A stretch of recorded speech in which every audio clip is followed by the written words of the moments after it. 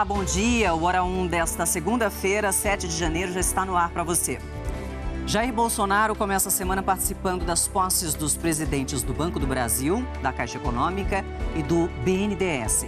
Nesses eventos, Bolsonaro vai ter a oportunidade de retomar assuntos importantes ligados à economia e desfazer os ruídos gerados por informações contraditórias e desmentidos da última sexta-feira.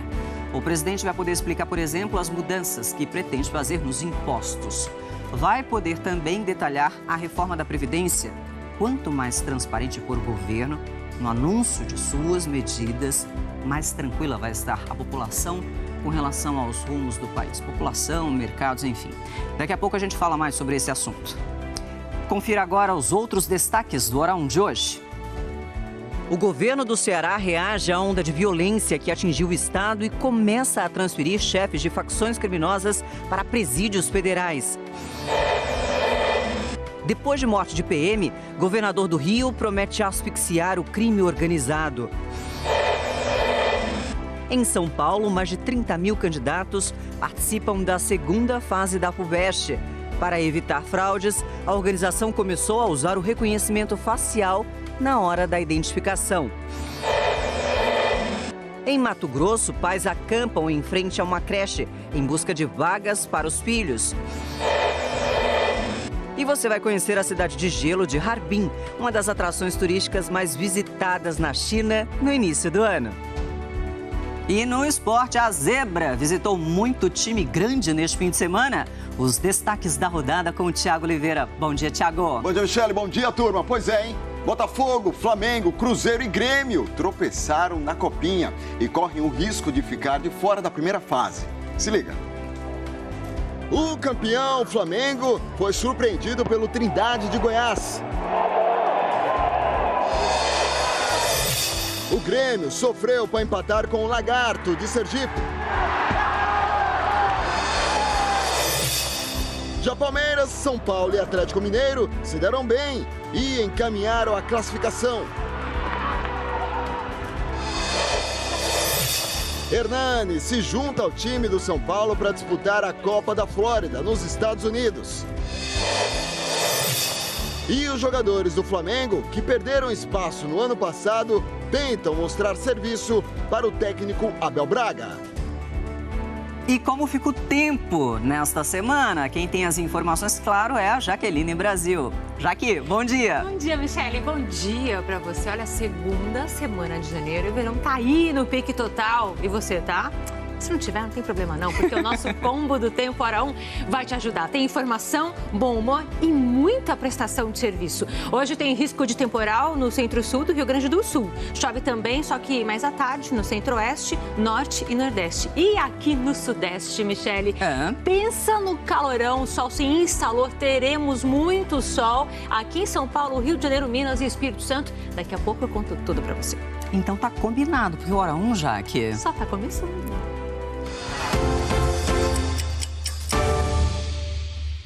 4h03 pela hora de Brasília. Bom dia, muito bem-vindo. Os ataques de grupos criminosos no Ceará diminuíram depois da atuação da Força Nacional de Segurança. Mas a situação no estado ainda é tensa. Nesse domingo foram 23 ataques em Fortaleza e também na região metropolitana. Em plena alta estação, bares e restaurantes fecharam mais cedo em Fortaleza. A gente ainda tentou esticar um pouquinho mais, mas os clientes mesmo foram embora com medo do que está acontecendo aí. Esse grupo de amigos se arriscou. Pensamos até em não sair hoje pro evento, que a gente já tinha se programado há um tempo, mas a sensação de insegurança, né? A gente percebeu e ficou até um pouco com medo de sair, né? Receoso. Estes vídeos, feitos durante a onda de ataques e ainda inéditos, mostram a polícia prendendo em flagrante um grupo que estava com produtos inflamáveis. Adolescentes que destruíam as câmeras de monitoramento foram apreendidos. Ainda houve casos como, por exemplo, a explosão de uma antena de telefonia que deixou 12 cidades do interior sem sinal, teve atentados a prédios públicos, a apreensão de mais de 400 celulares em presídios. Ao todo, foram 110 prisões e apreensões até agora. As tropas circulam pelos principais corredores de ônibus e fazem a vigilância fixa de ruas e pontos considerados vulneráveis, como as distribuidoras de combustível e terminais de ônibus. Locais de infraestrutura sensível, como distribuição de combustíveis, distribuição elétrica, distribuição de água, e que há uma necessidade de um policiamento permanente ali. A Força Nacional nos auxilia também nessa situação. Mais de 100 policiais militares da Bahia chegaram para reforçar a segurança, vão atuar junto com a polícia local, também com os homens da Força Nacional. A Secretaria de Segurança já sabe que os ataques são planejados de dentro das cadeias. Eles começaram um dia depois que o novo secretário de Administração Penitenciária, Luiz Mauro Albuquerque, assumiu com a promessa de endurecer contra as facções criminosas, que hoje tem até alas em presídios exclusivas para cada uma delas.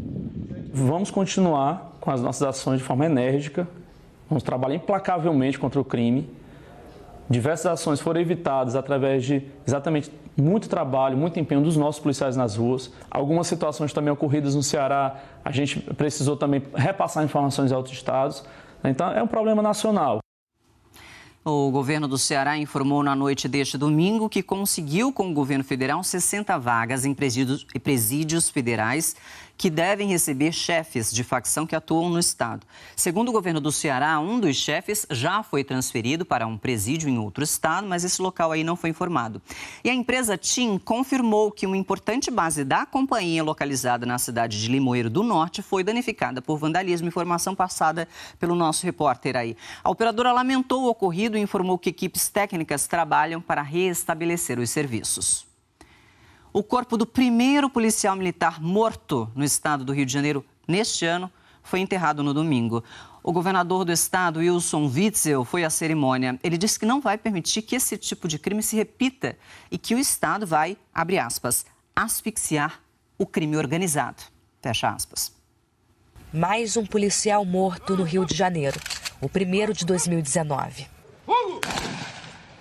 Daniel Henrique Mariotti, de 30 anos, morreu na noite de sábado quando foi tentar impedir um assalto na linha amarela, uma das principais vias expressas da cidade. O PM estava de moto e levou um tiro na cabeça. Ele foi levado para o Hospital Federal de Bom Sucesso, na Zona Norte, mas não tinha nenhum neurocirurgião de plantão. Ao lado de secretários e do senador diplomado Flávio Bolsonaro, o governador do Rio, Wilson Witzel, também acompanhou o enterro e disse que mandou 2 neurocirurgiões de outro hospital para socorrer o policial, mas era tarde demais. Tivemos, por alguns instantes, a esperança de que ele fosse submetido à cirurgia e eu mesmo estive ali com o seu Jorge, o pai dele, orando e com a sensação de que nós poderíamos ter uma vitória. Infelizmente, ele veio a óbito, mas nós tomamos todas as providências que nos cabiam. A morte do PM levou à primeira ação conjunta entre as secretarias estaduais de Polícia Militar e Polícia Civil nesse domingo, em 6 comunidades da Zona Norte do Rio. 4 suspeitos de envolvimento no crime foram presos. O governador Wilson Witzel disse que, a partir de agora, mais ações como essa vão acontecer. Vamos agir, sim, cada vez mais coordenado, com mais reforços, com mais técnica.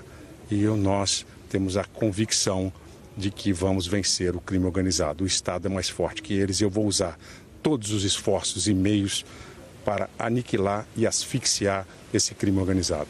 Daniel Mariotti estava na PM desde 2013. Era casado e tinha um filho de 3 anos.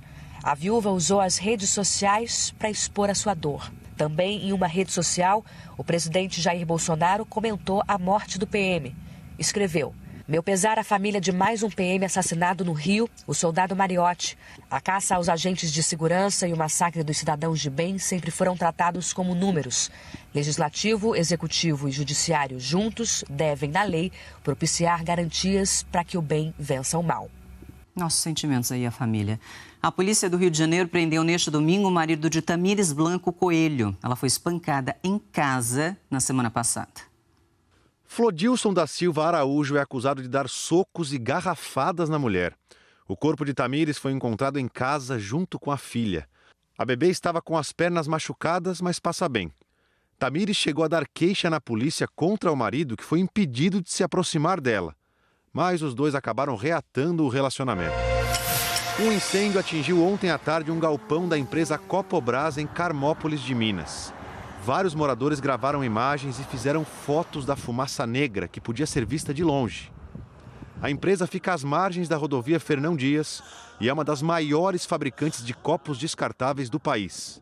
Segundo os bombeiros, não houve vítimas. O incêndio já foi controlado. Em nota, a empresa informou que as atividades foram suspensas e que está fazendo a avaliação dos danos para determinar a data de retorno com segurança. Os bombeiros ainda não sabem o que pode ter provocado o incêndio.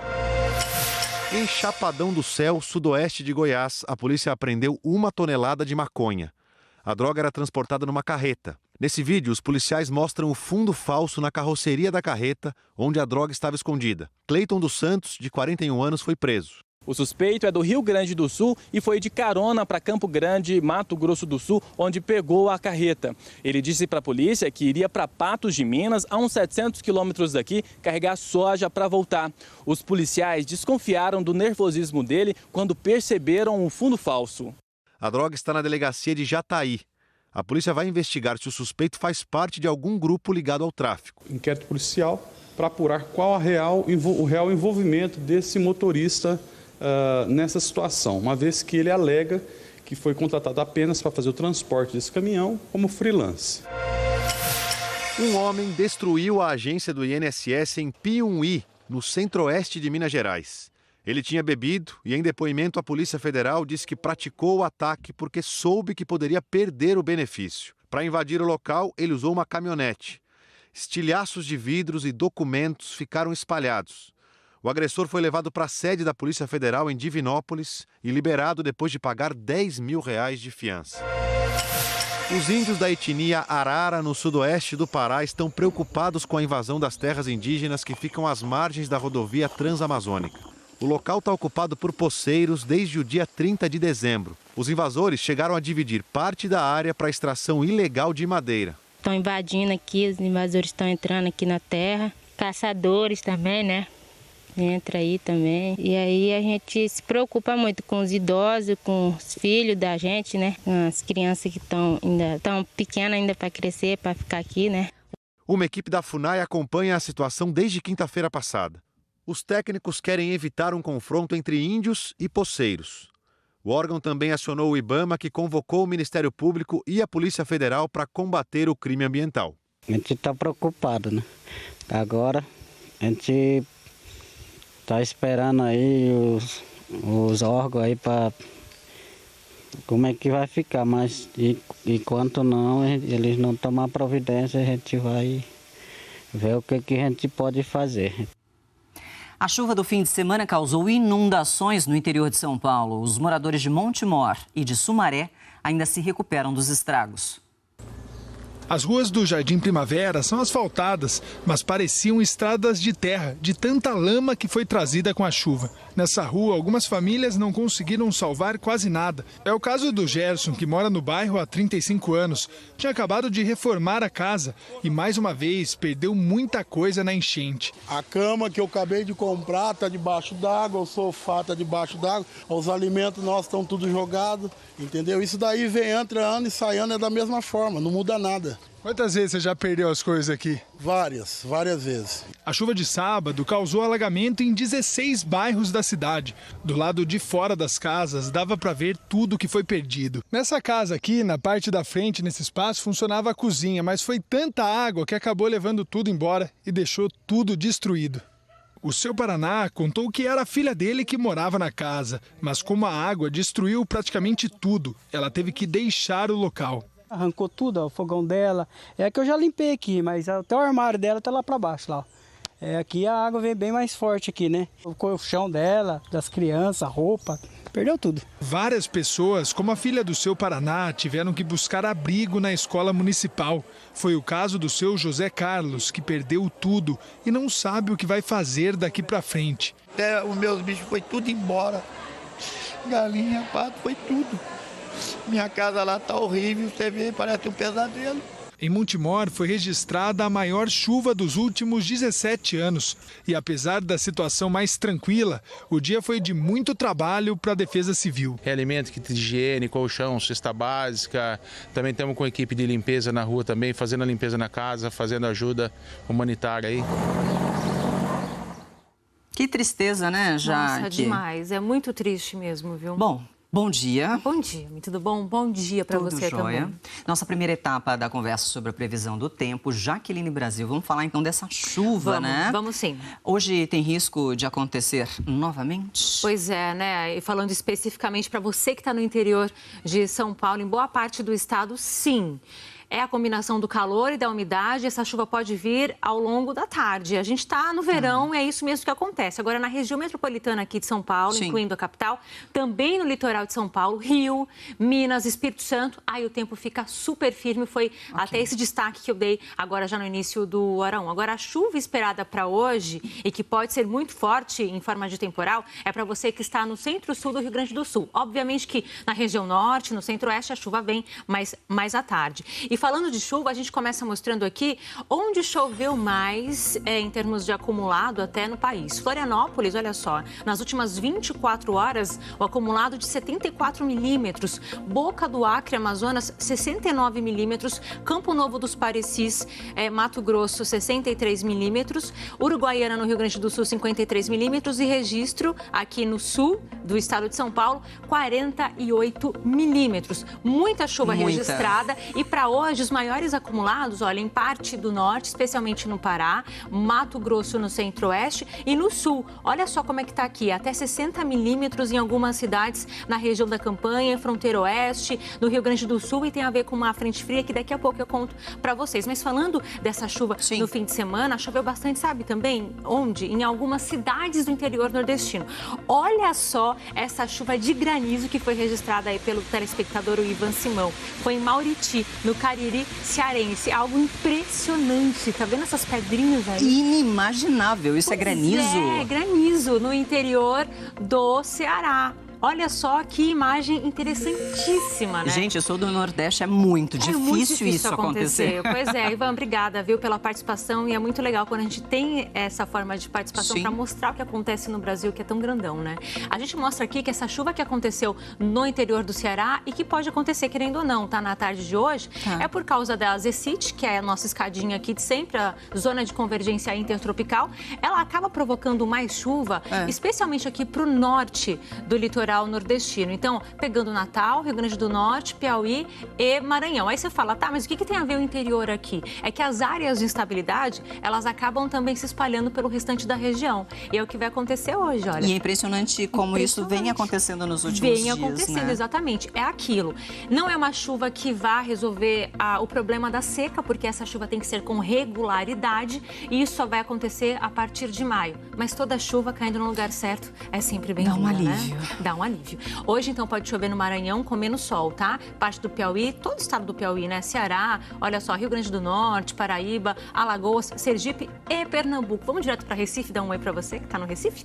Recife é o seguinte, é aquela chuvinha fina e agora de manhã. Então, pode até ser que a gente veja a pista um pouquinho molhada daqui a pouco. Mas depois o sol aparece. Talvez a gente consiga já ver alguma nuvem Umas ali. nuvens mais pesadinhas ali, né? Vamos ver quando clarear um pouco mais. Máxima de 31 graus para você que está no Recife. Na faixa leste da Bahia, uma chuva fraca, aquela estilo borrifador. É o sol que vai predominar. No interior da Bahia, aí um sol para cada um. Um sol para cada um também, para você que está em parte de Minas, Espírito Santo, Rio de Janeiro e aqui São Paulo. E sabe por que o tempo vai ficar tão firme depois de chuva aqui em São Paulo?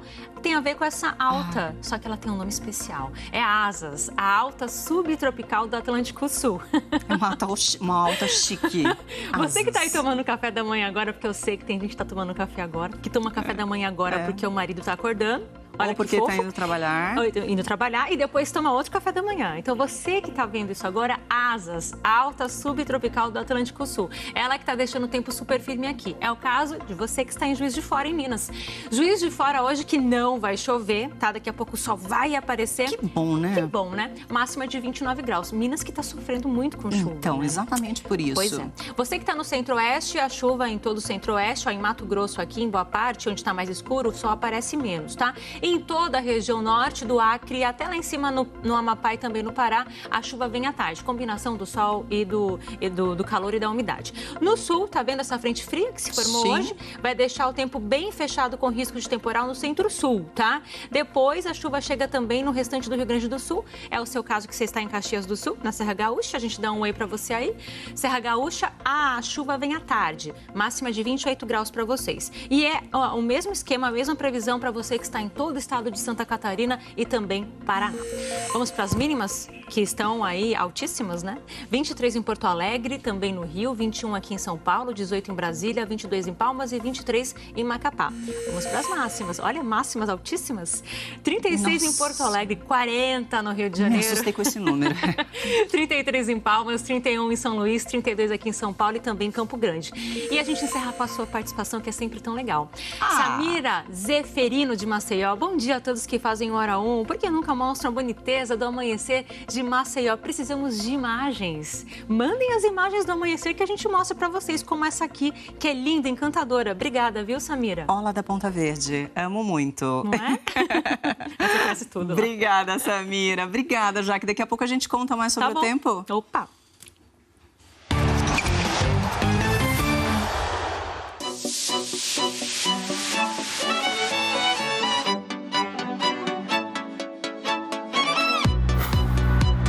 Onde estão sua coragem e persistência de anos atrás? Daquela idade onde o medo passava longe e você tentava em cada desafio. Claro que com o passar dos anos, buscamos outros voos mais seguros. Mas arriscar deve fazer parte da sua vida, independentemente da idade. Permita a ousadia viver sempre com você. Afinal, é com ela que surpreendemos e conquistamos nossos objetivos. Bom dia, turma. Bom dia, Thiago Oliveira. Adoro violino. Você curtiu? Violino pop ainda mais. Para que a gente começar a semana. Às 4 horas da manhã, não é nada fácil. Tudo bem, agora 4 horas e 22 minutos, como a Jaqueline Brasil já disse para vocês, já está tomando café, esperando o marido acordar ou vice-versa. Mas é bom essa musiquinha para você acordar e falar assim, bom, começou a segunda-feira, começou a semana e vai dar tudo certo, junto com essa mensagem que a gente colocou com ousadia para tentar buscar o objetivo principal de cada um. É isso aí, ousadia e alegria na filosofia de Neymar. Exatamente, ousadia e alegria. Bem, turma, daqui a pouco a gente fala de Copinha. Eu sei que você está ansioso para saber como é que está, como estão os jogos dessa primeira fase da Copinha, mas vamos falar do Torneio da Flórida. Acontece nos Estados Unidos, na Flórida, em Orlando. O Flamengo já está por lá. Quem acompanhou o desembarque da equipe rubro-negra é a nossa repórter, Júlia Guimarães.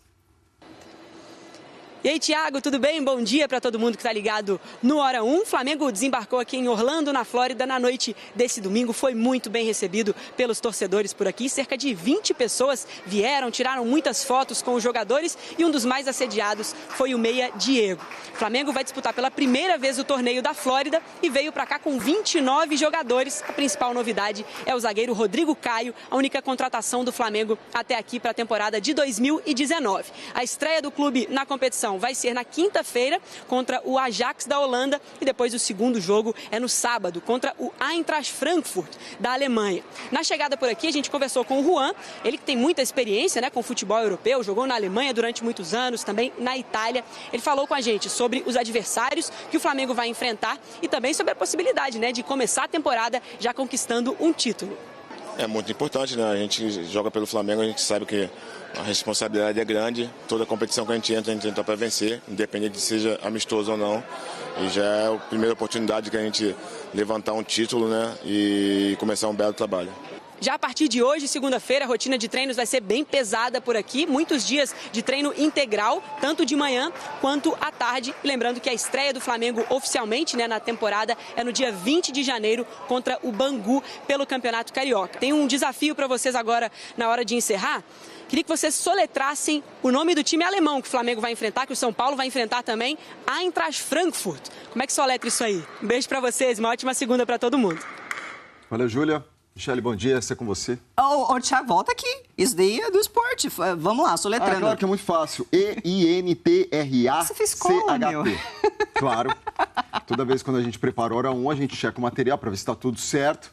Aí a Júlia Guimarães mandou uma dessa e falou assim, que legal, Julinha. Obrigada. Vamos passar para a Michele. Né? Valeu, você está descontando semana passada, né? É verdade que você mandou moleque. Aqui. Como? Então tá, tudo bem. Julinha, 1-0 para você e claro que amanhã ela estará de volta aqui no nosso Hora 1. Pelo amor de Deus, não manda a gente soletrar mais nada, não. Exatamente. Por favor. Mas ela estará de volta amanhã trazendo mais informações do Flamengo. E quem traz as informações do São Paulo, que também já está nos Estados Unidos, é o nosso repórter Renato Curi. Muito bom dia, meu amigo Tiago Oliveira. Estamos em Orlando, na Flórida, acompanhando a pré-temporada do São Paulo. E quando a gente fala em Orlando, todo mundo já imagina, né? Aquela cidade dos parques de diversões. Pois é, mas para o São Paulo não tem diversão nenhuma, é muito trabalho por aqui. O time chegou na sexta-feira e desde o sábado tem treinado em 2 períodos sob o comando do André Jardini, que já comandou o São Paulo nas últimas rodadas do Campeonato Brasileiro do ano passado, segue aqui como o comandante do time para essa temporada de 2019 e as principais novidades são as presenças dos reforços, né? O São Paulo foi ao mercado, contratou bem para essa temporada de 2019 e todos os reforços que foram contratados já estão por aqui nos Estados Unidos, treinando juntamente com o elenco do São Paulo.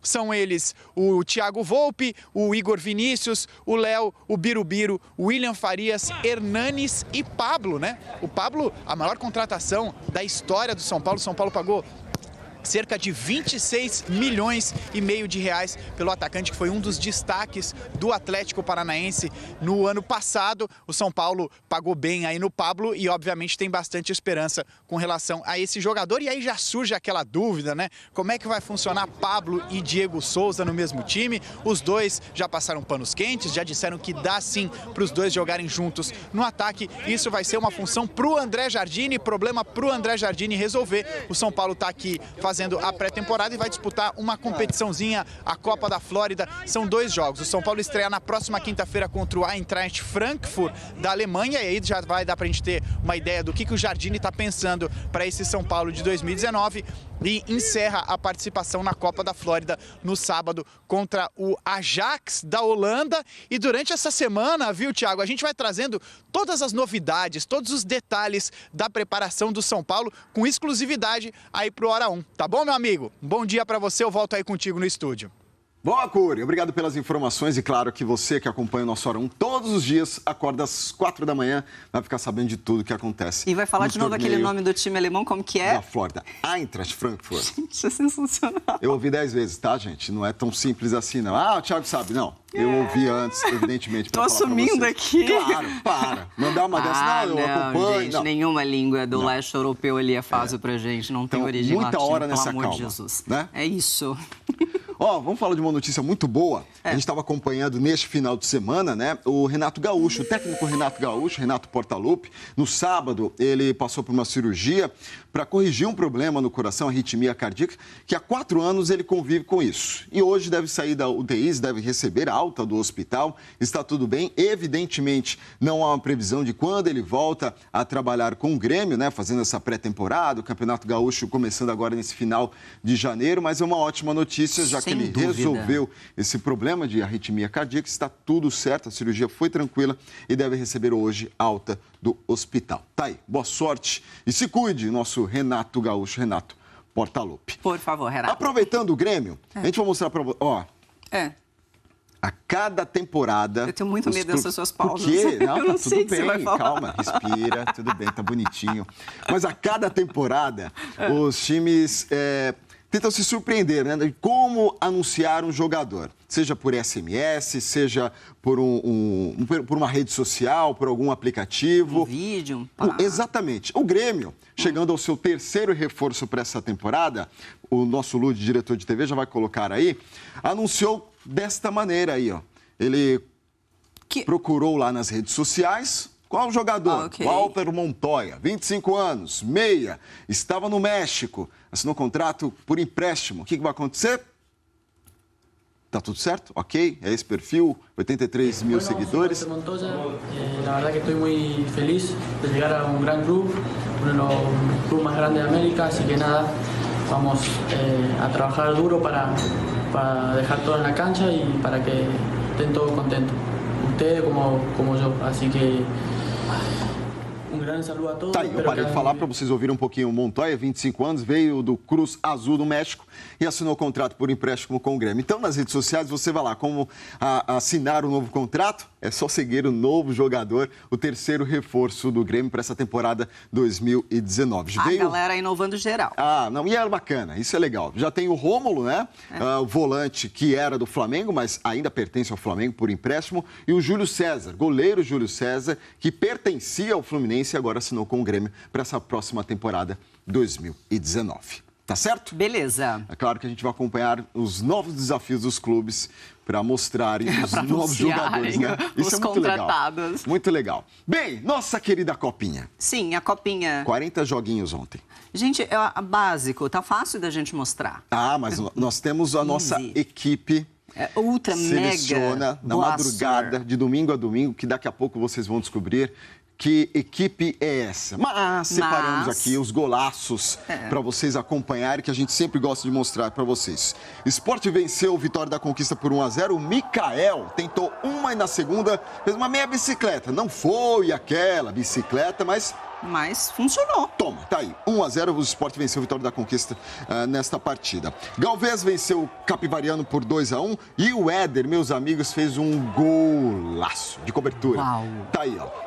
Vou mostrar mais uma vez para vocês. Tudo bem que a bola deu uma paradinha, né? Choveu muito, mas aí o Éder foi feliz e fez a vitória, né? Conseguiu a vitória do Galvez em cima do Capivariano por 2-1. O Marco Meloni soltou essa bomba aí, ó. Nossa, ele pertence ao Palmeiras, né? O Palmeiras venceu 15 de Piracicaba por 1-0. O único gol da partida, mas foi o golaço. Tá aí para vocês. E a cada rodada, volta para cá, Thiago. A cada rodada, lá no Globoesporte.com, vocês vão acompanhar o jogador que vai receber o prêmio Denner. Quem é o Denner, né? Só para contextualizar. Denner foi um grande jogador do início da década de 90, pertencia à Portuguesa, com golaços, dribles, toque rápido, mas infelizmente nos deixou em 94, num acidente automobilístico. E aí, claro, que a Federação Paulista de Futebol, junto com o Globoesporte.com, colocaram essa grande homenagem ao Denner, prêmio Denner. O golaço de cada rodada estará lá no Globoesporte.com. Fechadíssimo, então. Muito bacana isso. Tá bem? Sim. Olha, Copinha nos traz muitas coisas legais, né? Seja de golaços ou momentos bizarros, e até mesmo a gente vê um jogador se emocionando. Felipe, que é o goleiro do Goiás, tanto que o Goiás está classificado para a próxima fase da competição, o Felipe não sofreu nenhum gol ainda nesta edição de 2019. Que bacana. Isso emocionou demais ao ver a família em São Paulo acompanhando o grande jogador, jovem jogador, trabalhando. Vamos ver. Desculpa. Minha família é tudo pra mim. Acho que desde que eu comecei no futebol, eles sempre estiveram do meu lado. E tudo que eu tenho hoje, eu tenho que agradecer primeiramente a Deus, minha família que nunca me abandonou, né? Sempre esteve ao meu lado. Eu amo cada um deles ali. Muito obrigado por eles estar aí. Quero aproveitar a oportunidade e mandar um abraço para eles. Ô, molecão! Te viu você ali agora, ali pulando e comemorando ali. Não, tô sempre com os meninos aqui, pô. Foi que eu já tô vendo. Olha o jogo, moleque! Muita alegria aí, Felipe. Valeu, molecote. Muita alegria. Obrigado por eles terem comparecido aí. Agradeço eles de coração. Parabéns, boa sorte. Obrigado.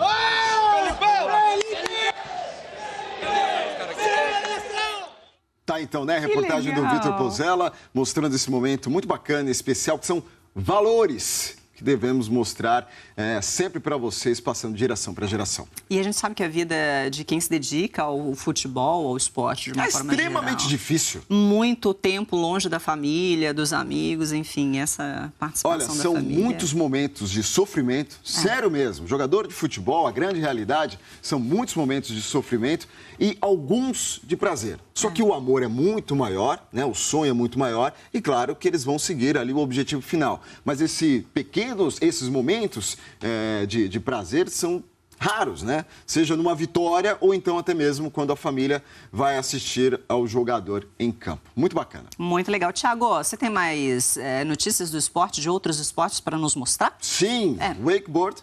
Eu sei que você gosta. Wakeboard, adoro. Tênis, que você gosta de jogar. E vôlei de praia também. Vôlei de praia não. Não? Só que não? Não. Mas daqui a pouco eu mostro para vocês aqui no nosso Orão. Fechado, Thiago. Obrigada, até já. E você vai ver depois do intervalo aqui no Orão. FUVEST aposta no reconhecimento facial dos candidatos para evitar fraudes no vestibular. Governo dos Estados Unidos entra na 3ª semana de paralisação e a solução do problema ainda está longe.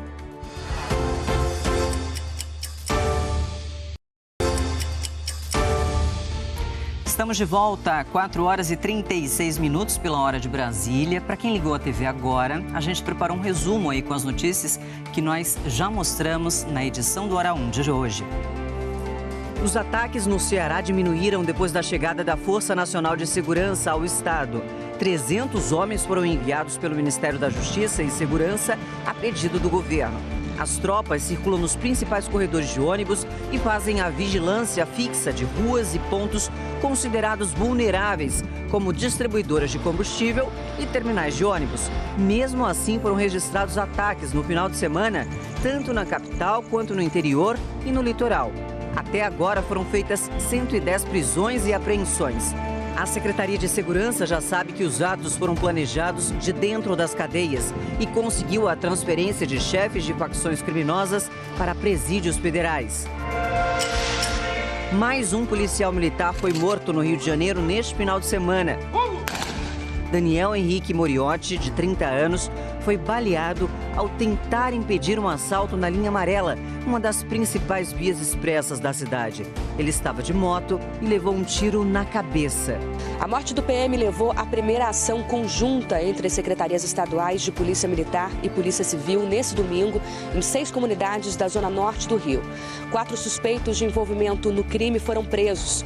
O governador Wilson Witzel disse que a partir de agora, mais ações como essa vão acontecer.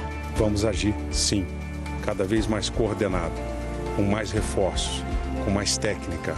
E nós temos a convicção de que vamos vencer o crime organizado. O Estado é mais forte que eles e eu vou usar todos os esforços e meios para aniquilar e asfixiar esse crime organizado.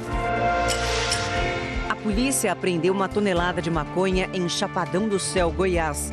A droga era transportada no fundo falso de uma carreta. O motorista foi preso. O suspeito é do Rio Grande do Sul e foi de carona para Campo Grande, Mato Grosso do Sul, onde pegou a carreta. Ele disse para a polícia que iria para Patos de Minas, a uns 700 quilômetros daqui, carregar soja para voltar. Os policiais desconfiaram do nervosismo dele quando perceberam o fundo falso.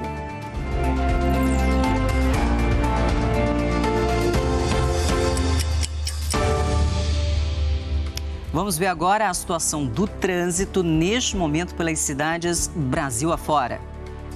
Começando aí com São Paulo, você vê mais abaixo do seu vídeo a Avenida dos Bandeirantes, já com um tráfego de veículos considerável, 20 graus neste momento.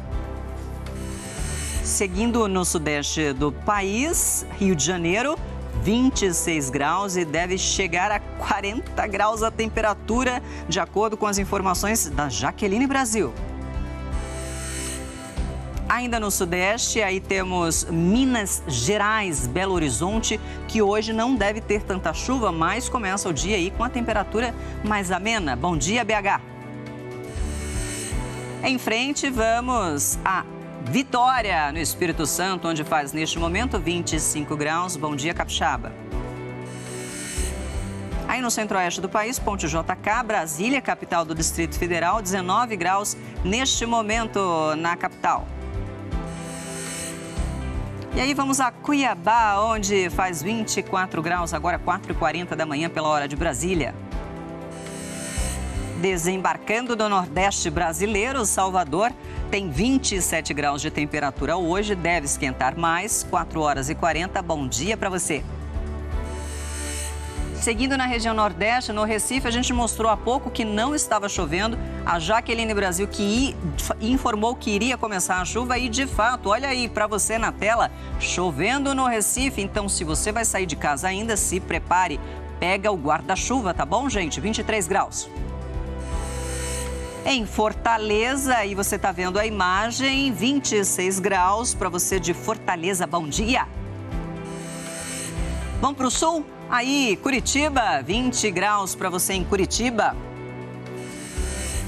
E terminando o nosso primeiro giro, Rio Grande do Sul, Caxias do Sul, tem nuvens no céu e há previsão de chuva ainda hoje no fim do dia.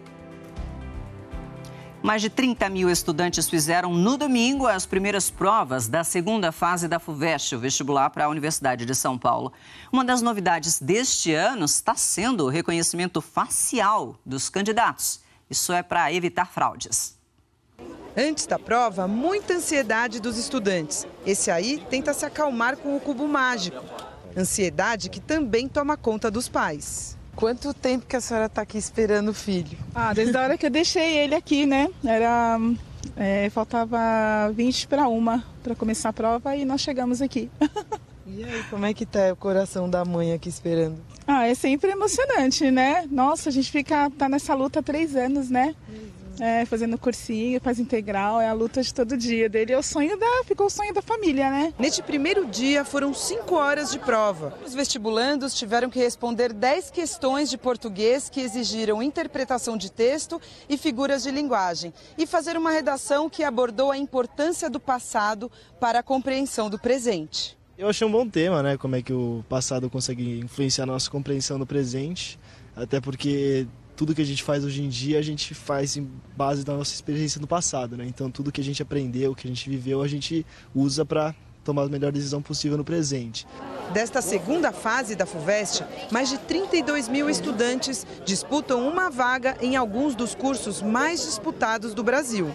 A maior procura é por medicina, são 115 candidatos por vaga. Depois vem psicologia, relações internacionais e audiovisual.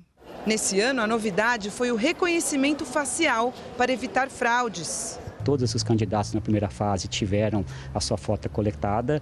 Agora, na segunda fase, nos 2 dias, também vão ser coletadas. E na hora da matrícula, uma nova foto vai ser tirada desse candidato e confrontada com todas essas para garantir que o candidato que estava ali presente nas provas é o que está sendo executando a matrícula na USP. Fim da prova, hora da Sueli, que a gente viu lá no começo, encontrar o filho. Como é que foi? Foi bem o que eu esperava mesmo. Ao longo do ano a gente se prepara bastante para isso, não é o primeiro ano, então foi bem dentro do que eu estava esperando mesmo. E essa mãezona aqui? Não tenho nem o que falar sobre ela, ela é essencial para mim, tá sempre comigo, meu porto seguro.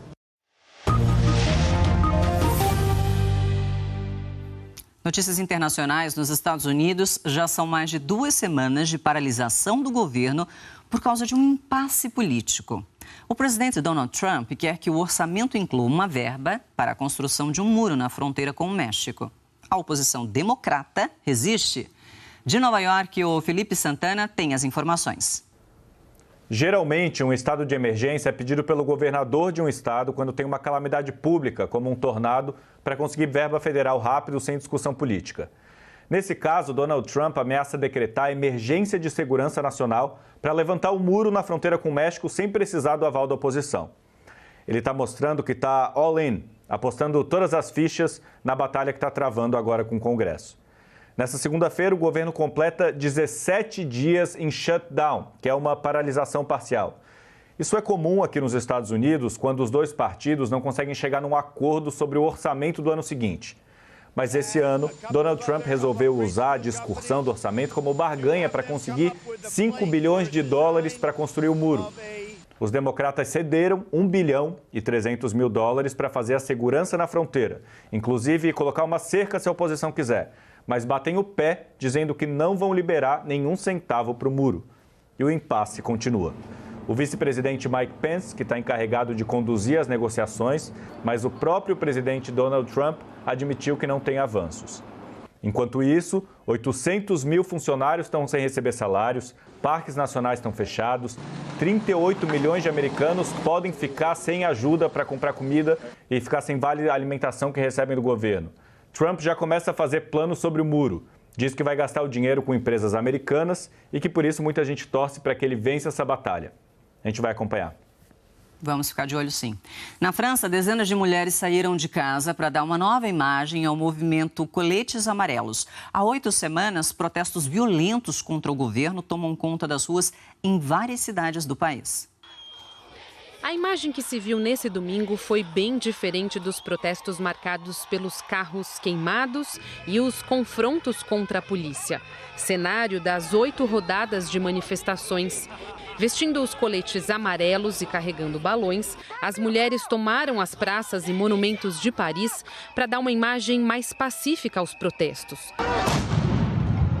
No sábado, 50 mil manifestantes saíram às ruas de várias cidades do país contra as reformas do governo Macron. Na quarta-feira passada, o governo prendeu as principais lideranças do movimento. Moradores de uma cidade do norte da Polônia fizeram uma vigília para homenagear 5 adolescentes mortas em um incêndio esse fim de semana. As meninas estavam em uma sala de escape, um jogo onde os participantes ficam presos e correm contra o relógio para resolver desafios para abrir uma saída. O proprietário do local foi preso e o governo abriu uma sindicância para apurar as condições de segurança nas mais de 1.000 empresas que trabalham com esse tipo de jogo. No Congo, o resultado da eleição presidencial realizada no fim de semana passado foi adiado. O candidato vitorioso deveria ser conhecido nesse domingo, mas, segundo a comissão eleitoral, apenas 53% dos votos foram apurados até agora. A oposição diz que o atraso é uma tentativa para fraudar a eleição. O vencedor ocupará o lugar do atual presidente, Joseph Kabila, que está no poder desde 2001 e foi impedido de concorrer a mais um mandato. O Papa Francisco aproveitou a mensagem do Dia de Reis para fazer um apelo. Durante a missa na Basílica de São Pedro, Francisco falou sobre os 49 imigrantes resgatados no mar Mediterrâneo por organizações humanitárias no fim de dezembro e estão impedidos de desembarcar nos portos da Itália e de Malta. Faço um apelo aos líderes europeus a fim de que demonstrem solidariedade concreta a essas pessoas, disse o Papa. Solidarietà nei confronti di queste persone. 4 horas e 48 minutos pela hora de Brasília, segunda etapa da previsão do tempo, Jaque. Conversa, é você que está se preparando para sair de casa, vai dormir. Tem muita gente que nesse momento está fazendo o café da manhã, está esperando ali para escolher a roupa certa e eu vou te ajudar, tá? Olha, a chuva é espalhada por boa parte do país, tá? Para você que está no norte, no centro-oeste, especialmente no sul, porque tem risco de temporal no centro-sul do Rio Grande do Sul a partir de agora. E claro que a gente vai contar tudo para você quando essa chuva acontecer. No Sudeste, aí o tempo fica super firme aqui em São Paulo, um sol para cada um. Rio de Janeiro, Minas Gerais. E como a gente está falando bastante de chuva, tem a curiosidade também de saber como é que está a situação dos reservatórios, né? Tanto de abastecimento de água quanto de geração de energia. A gente mostra os principais aqui para vocês. Serra da Mesa, Goiás, a capacidade agora 13,6%. Sobradinho, na Bahia, 35,2%. Furnas, 28,4%. E aqui em São Paulo, abastecimento de água, a gente destaca Cantareira, 40,5%. Tudo isso para dizer o que para vocês? Que está chovendo, mas não está chovendo tanto assim, porque o armazenamento não está tão alto. Tá Ainda vendo? muito ruim. Se não me engano, deu uma leve, mas muito leve melhorada no Cantareira, né? Semana passada a gente falava em 38, alguma coisa de porcentagem. No ano passado, nesse mesmo período, Cantareira estava com 42%. Ou seja, aumentou um pouquinho em relação da semana passada, mas em relação ao ano passado, caiu. Então, a gente tem que continuar economizando e torcer para que a chuva caia realmente no lugar certo. Falando de chuva prevista aí para os próximos dias, 15 dias, os maiores acumulados estão concentrados no sul, então Rio Grande do Sul, Santa Catarina, Paraná, até também em São Paulo, região metropolitana, o que é bom para os reservatórios. E aqui em cima, dá uma olhada no acumulado, olha, passando dos 200 em parte do Maranhão, também em algumas cidades do Pará e Amazonas.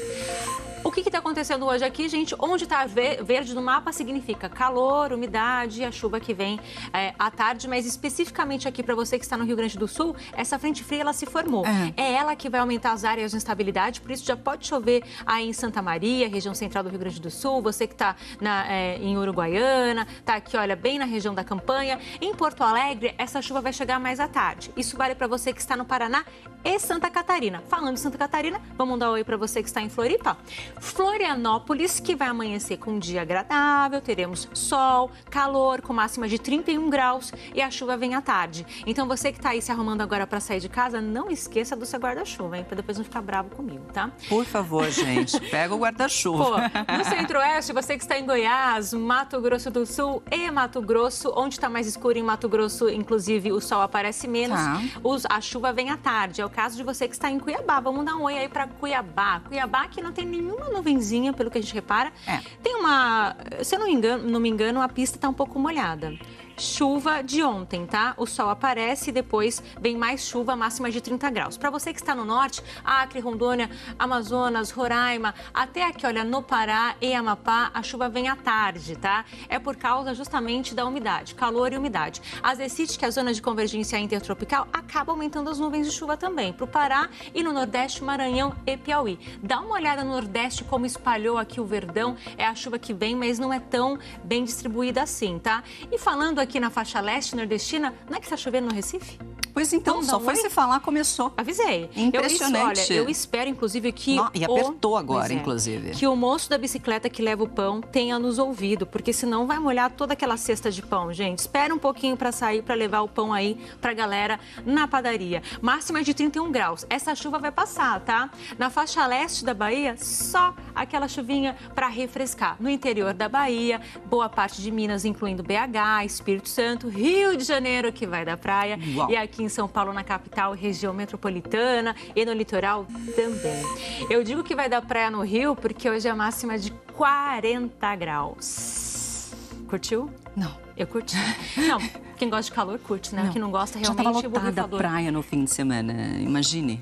Pois é, 32 agora em São Paulo, tá? A máxima de hoje. 31 para você que está em BH, 29 em Brasília, 33 em Palmas, 32 em Teresina e também em Fortaleza. Vamos daqui, olha, com mais uma participação, Alessandra Lanini, de Bicas, Minas Gerais. Veja o amanhecer em minha amada Bicas. A Jaqueline sempre mostra a minha cidade vizinha, Juiz de Fora. Mostramos agora há pouco, né? Linda essa foto para dar aquela inspirada nessa segunda-feira sua simpática. Simpatia de Jaqueline Brasil voltará no próximo bloco.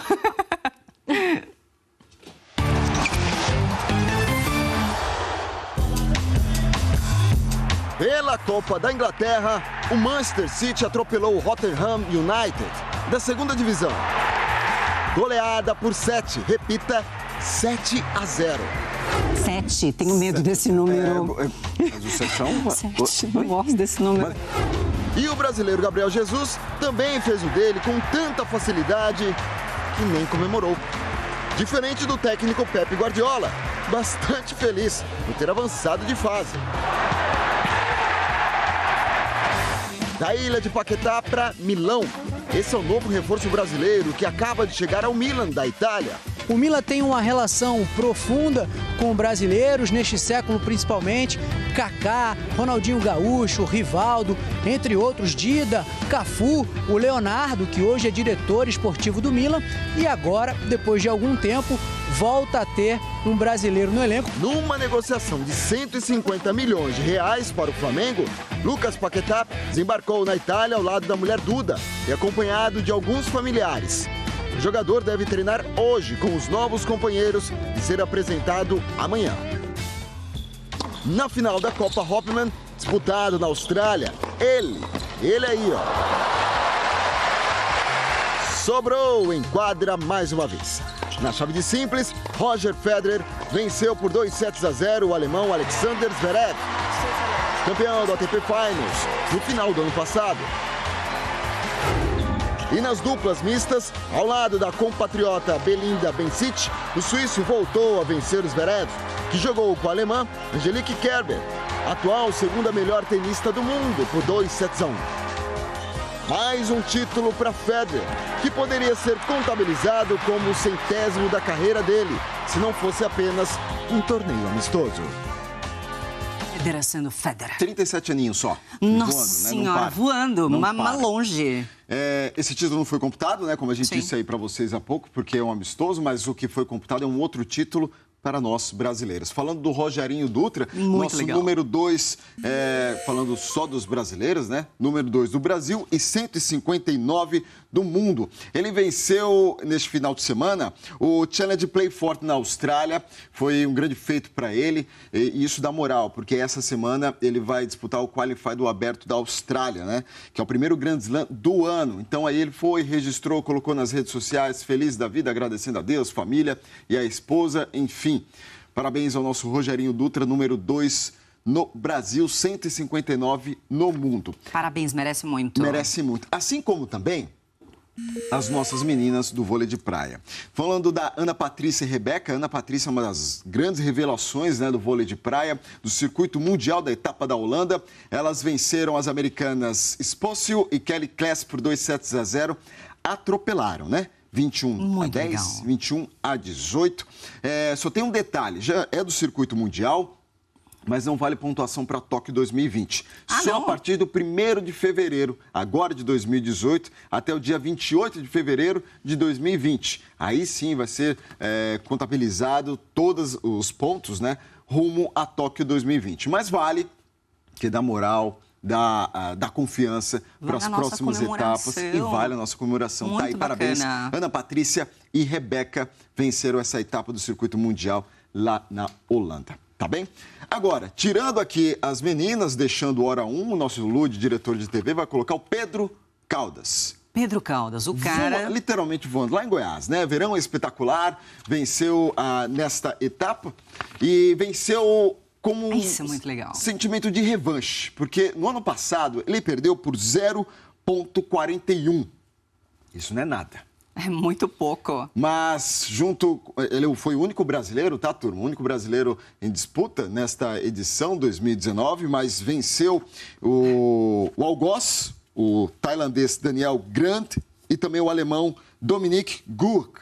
Esse Dominic Gurk é bicampeão mundial e isso é um grande feito para o Pedro Caldas com essas manobras espetaculares que a gente viu aqui. É sensacional, porque o wake é uma mistura de, não sei se é mistura de snowboard com skate, com surf, eu acho tudo muito misturado e a galera que faz um esporte ou outro, eu acho que manda muito bem. E agora nesse novo sistema, né, preservando a natureza, porque são cabos, não tem lancha, não tem nada. É muito legal. São cabos ali a 30 km por hora. Tem aqui no interior de São Paulo, acho que sim, já fui, não? Caí 700 vezes já. Eu tentei, mas é bom se divertir. Se você tem oportunidade, vá. É bom se divertir. Isso é o que vale. Tiago, e no próximo bloco temos mais. Nossa querida copinha. De centenas de jogos. Sim, golaços e outros nem tanto assim.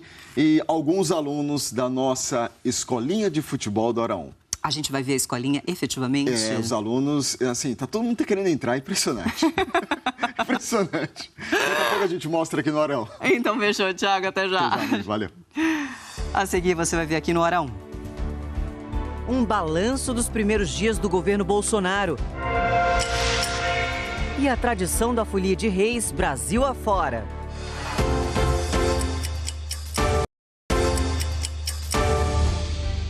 Agora são 5 horas e 2 minutinhos pela hora de Brasília, da manhã dessa segunda-feira, dia 7 de janeiro. Tá começando efetivamente o ano, gente. Para quem acordou agora ou acabou de chegar em casa e ligar a TV, a gente preparou aí um resumo com as principais notícias de hoje. Os ataques no Ceará diminuíram depois da chegada da Força Nacional de Segurança ao estado. 300 homens foram enviados pelo Ministério da Justiça e Segurança a pedido do governo. As tropas circulam nos principais corredores de ônibus e fazem a vigilância fixa de ruas e pontos considerados vulneráveis, como distribuidoras de combustível e terminais de ônibus. Mesmo assim, foram registrados ataques no final de semana, tanto na capital quanto no interior e no litoral. Até agora foram feitas 110 prisões e apreensões. A Secretaria de Segurança já sabe que os atos foram planejados de dentro das cadeias e conseguiu a transferência de chefes de facções criminosas para presídios federais. Mais um policial militar foi morto no Rio de Janeiro neste final de semana. Daniel Henrique Moriotti, de 30 anos, foi baleado ao tentar impedir um assalto na linha amarela, uma das principais vias expressas da cidade. Ele estava de moto e levou um tiro na cabeça. A morte do PM levou à primeira ação conjunta entre as secretarias estaduais de Polícia Militar e Polícia Civil nesse domingo, em 6 comunidades da zona norte do Rio. 4 suspeitos de envolvimento no crime foram presos. O governador Wilson Witzel disse que a partir de agora, mais ações como essa vão acontecer. Vamos agir, sim, cada vez mais coordenado, com mais reforços, com mais técnica. E nós temos a convicção de que vamos vencer o crime organizado. O Estado é mais forte que eles e eu vou usar todos os esforços e meios para aniquilar e asfixiar esse crime organizado. A polícia apreendeu 1 tonelada de maconha em Chapadão do Céu, Goiás. A droga era transportada no fundo falso de uma carreta. O motorista foi preso. O suspeito é do Rio Grande do Sul e foi de carona para Campo Grande, Mato Grosso do Sul, onde pegou a carreta. Ele disse para a polícia que iria para Patos de Minas, a uns 700 quilômetros daqui, carregar soja para voltar. Os policiais desconfiaram do nervosismo dele quando perceberam o fundo falso. Na França, dezenas de mulheres saíram de casa para dar uma nova imagem aos protestos no país. Vestindo coletes amarelos e carregando balões, elas tomaram as praças e monumentos de Paris de forma pacífica. No sábado, 50 mil manifestantes saíram às ruas mais uma vez contra as reformas do governo de Emmanuel Macron. Houve confronto e veículos foram incendiados. O Papa aproveitou a mensagem tradicional do Dia de Reis para fazer um apelo. Francisco falou sobre os 49 imigrantes resgatados no mar Mediterrâneo por organizações humanitárias no fim de dezembro, que estão impedidos de desembarcar nos portos da Itália e de Malta. Ele pediu que os líderes europeus demonstrem solidariedade às pessoas.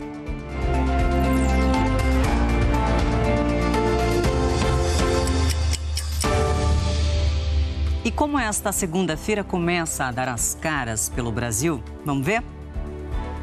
Aí, começando com a câmera que mostra São Paulo, uma principal avenida que liga a Zona Leste à região central da cidade, 20 graus neste momento. Bom dia para o pessoal do Rio de Janeiro, que já acorda para esta segunda de trabalho, 26 graus. Em Belo Horizonte não tem previsão de chuva hoje, gente. Que boa notícia! A Jaqueline Brasil nos informou 22 graus. Bom dia para você de Vitória, também no Espírito Santo, onde neste momento faz 25 graus. Seguindo para Brasília, a Ponte JK, essa belíssima imagem, cartão postal da capital do Distrito Federal, 19 graus. Bom dia! Salvador, na Bahia, 27 graus. Bom dia para você que vai curtir aí hoje, essa segunda-feira. Dia movimentado já em Salvador pelo trânsito que você vê na imagem. Seguindo adiante, Recife, a chuva parou um pouco, tinha apertado. Agora parece que segurou, firmou um pouco o tempo, mas a previsão ainda é de chuva, 23 graus. Bom dia. Aí Fortaleza, 26 graus em Fortaleza, bom dia. Vamos para Curitiba, onde faz 20 graus neste momento, bom dia curitibano. Terminando aí nosso giro em Floripa, ainda com decoração de Natal, 6 de janeiro, isso mesmo, já passou, mas ainda segue aí iluminada a ponte Florianópolis, faz 25 graus neste momento. Bom dia. Começando com as notícias do noticiário político, a posse do novo governo completa hoje uma semana. Os primeiros dias foram intensos. Muitas vezes houve conflitos entre as declarações do presidente Jair Bolsonaro e integrantes dos ministérios. Vamos então relembrar algumas dessas polêmicas.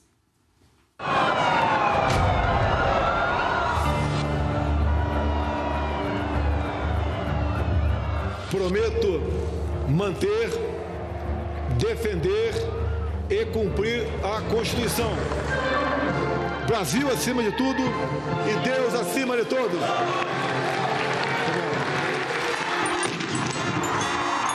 Michel Temer transmite a faixa presidencial ao presidente da República, Jair Bolsonaro. Cerimônia de posse dos ministros de Estado. Sérgio Moro. A missão prioritária, o fim da impunidade da grande corrupção. Damares Alves, ministra de Estado da Mulher, da Família e dos Direitos Humanos.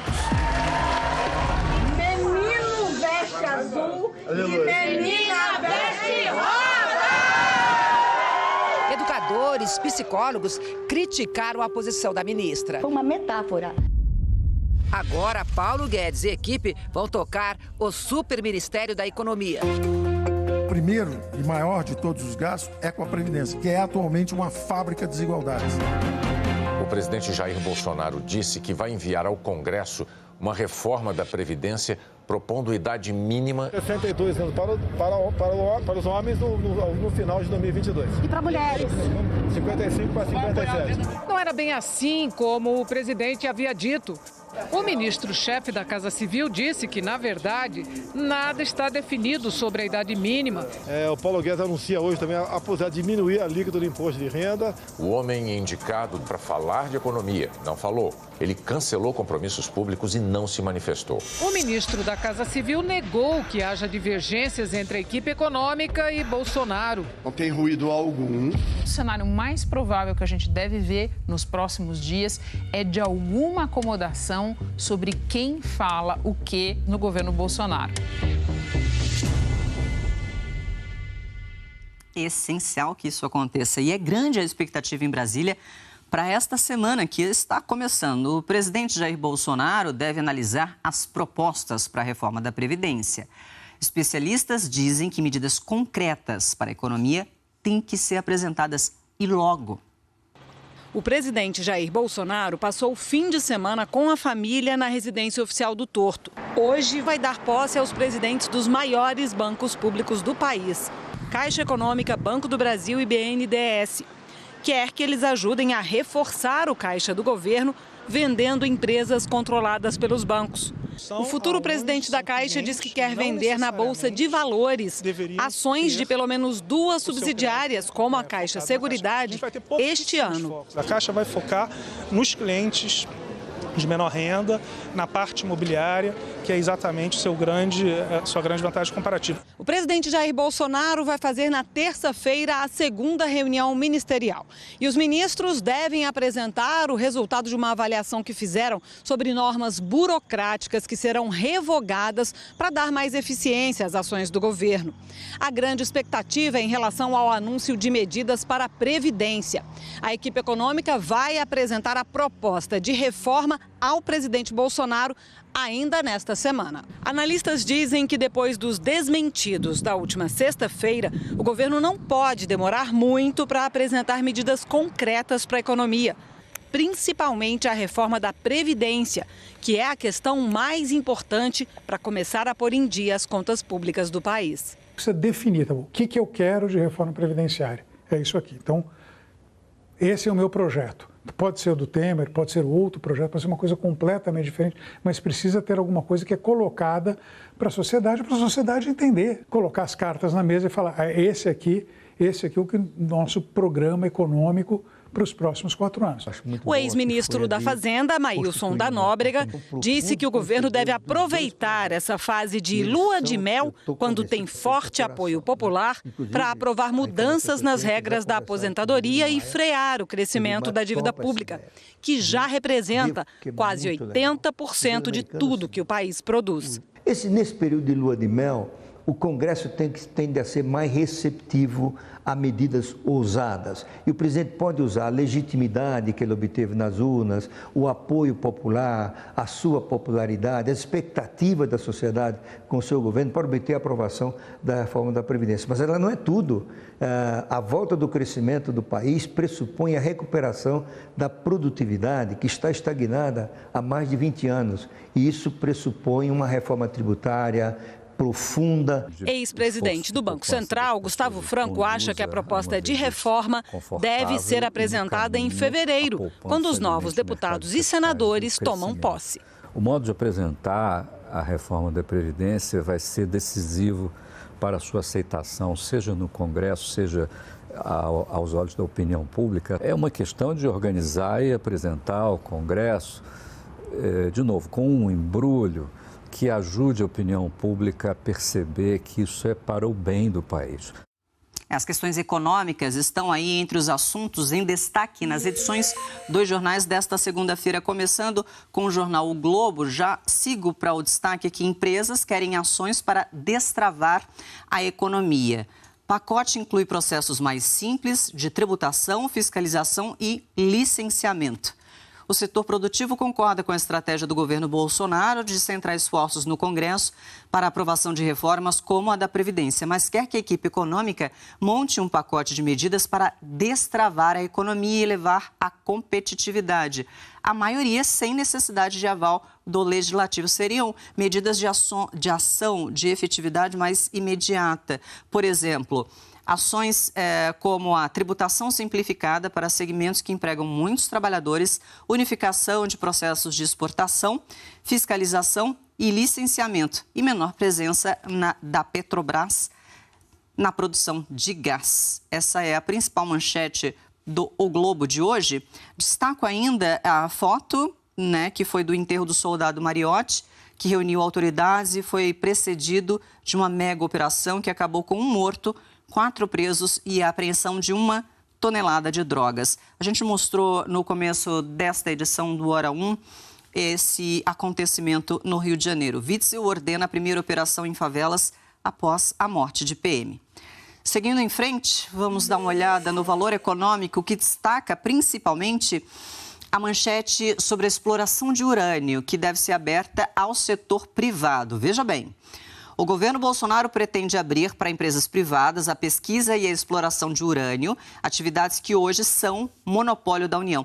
A ideia é firmar parcerias do setor privado com a Indústria Nucleares do Brasil, INB, estatal vinculada ao Ministério de Minas e Energia. Eu vou seguir um pouco adiante para destacar o seguinte para você. O sinal de que o governo prepara guinada na área foi dado pelo novo ministro de Minas e Energia, Bento Albuquerque.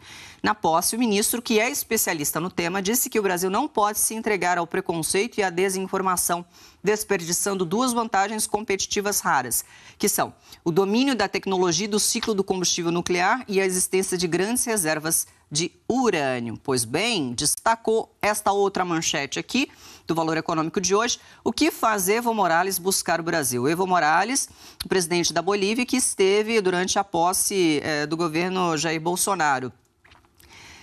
Ele afirma aqui na reportagem que se dá em um momento delicado para a Bolívia. O país enfrenta forte deterioração fiscal e da balança comercial e Morales quer renegociar aí as reservas de gás natural. A Folha de São Paulo destaca: estados aumentam o ICMS para cobrir a aposentadoria. Gasto com inativos cresceu 8% em 12 meses, antes 0,9% para os servidores da ativa. E sigo adiante para mostrar o estado de São Paulo. O governo quer pacto com o Congresso para destravar negócios. A ideia é acelerar a aprovação de projetos ligados principalmente à infraestrutura. Entre os projetos que entrariam no pacto estão o que regula o licenciamento ambiental, as desapropriações, a nova lei para contratações públicas e a revisão da lei de falências. Esses alguns dos assuntos que estão nas edições dos jornais desta segunda-feira. E, gente, o fim de semana foi de muito sol, calor, as praias do litoral brasileiro ficaram lotadas e isso foi muito bom para quem pôde aproveitar. Melhor ainda para quem vive do turismo. Quanto mais sol, mais espremido fica. Domingão de verão é tipo formigueiro mesmo na orla do Rio. Todos disputando um pedacinho de areia. E hoje até que não está dos piores dias, não. Tem dias que fica bem pior. No Ceará, a gente costuma dizer que a gente tem um sol para cada pessoa. No Rio de Janeiro, eu tô achando que a gente tem 3 para cada pessoa. Espaço mais democrático impossível. Na praia, todos são iguais. Pegam o mesmo sol e tomam banho no mesmo mar.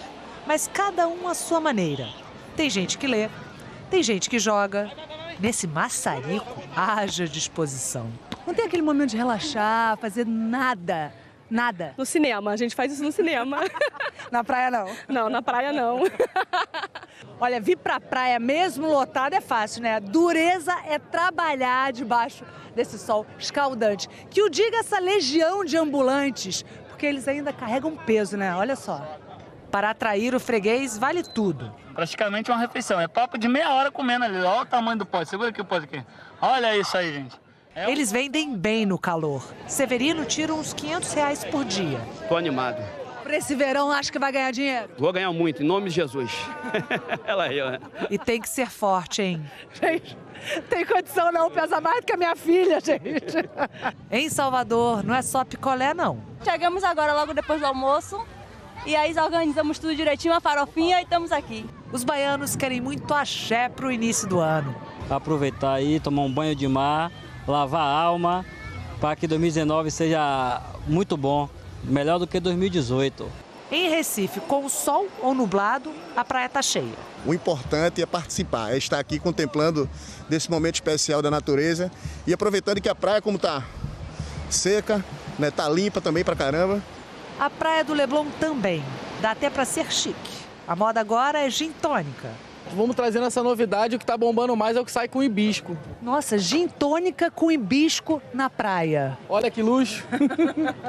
E aí, tá bom? Tá ótimo, muito bom. Rosa que nem o drink está a pele da Rayane. Tenso, vamos dormir no chão, é o que vai ser, gente, é o que tem pra hoje. Mas com esse calor e o mar bravo, faz o quê?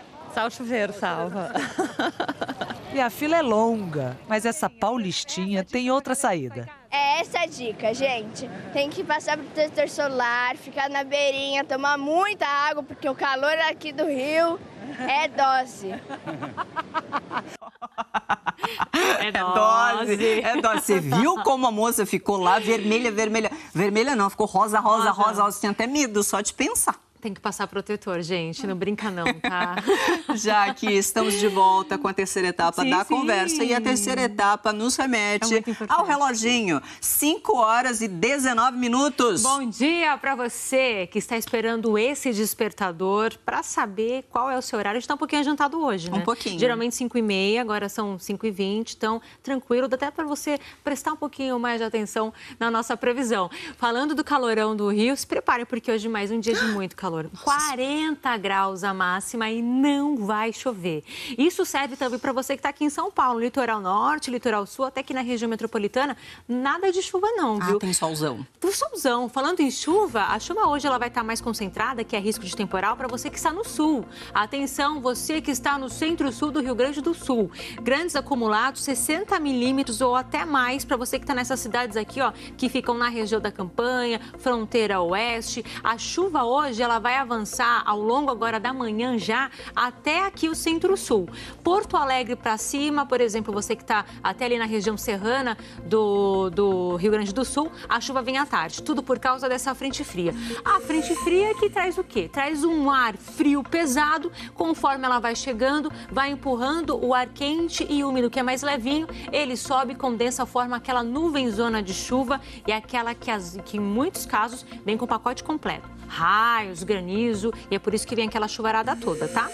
Ela tá aqui, ó, tá vendo? Ela vai continuar por aqui, portanto, você que está em Santa Catarina, também no Paraná, tá nesse mesmo esquema no pacote da chuva à tarde. Você que está no centro-oeste, Mato Grosso do Sul, Goiás e todo o estado de Mato Grosso, a chuva vem mais à tarde. Onde está mais escuro aqui, no centro-oeste do Mato Grosso, aparece menos sol, tá?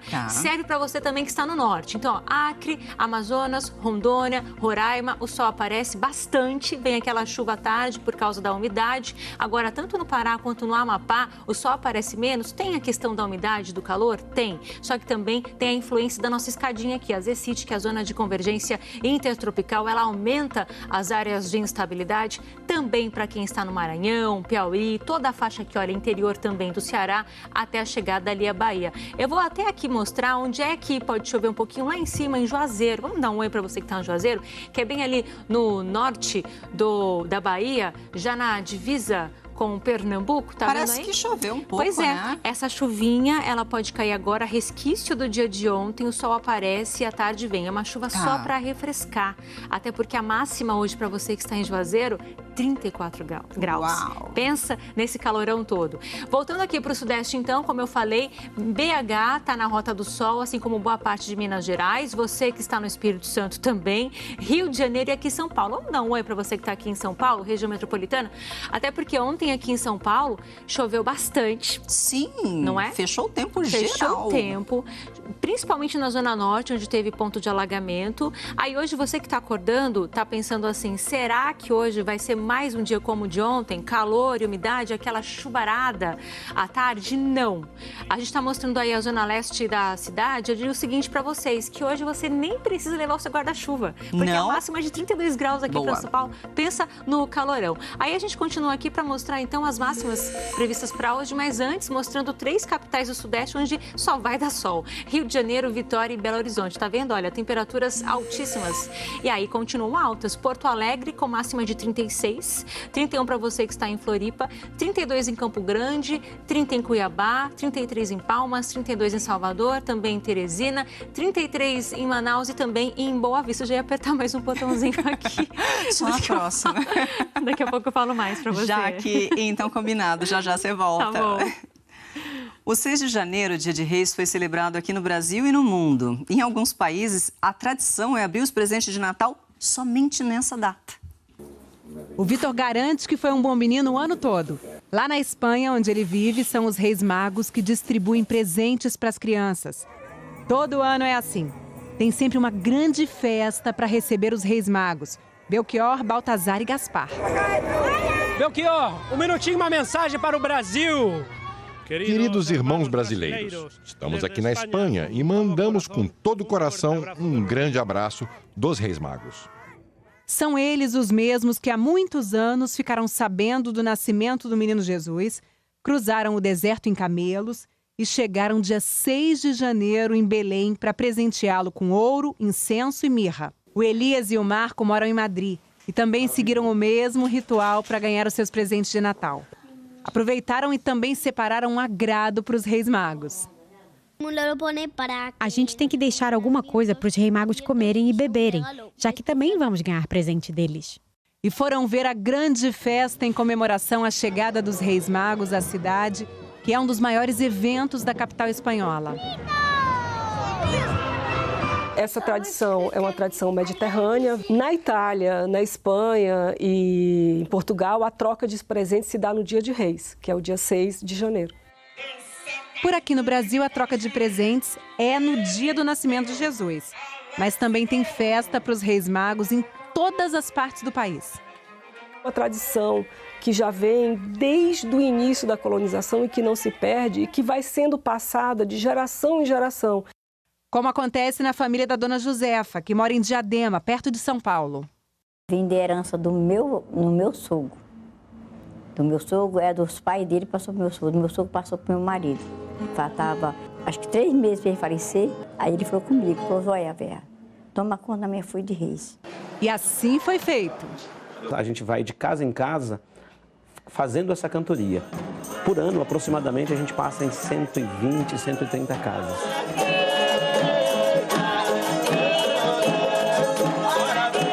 Belchior é o filho mais velho de dona Josefa.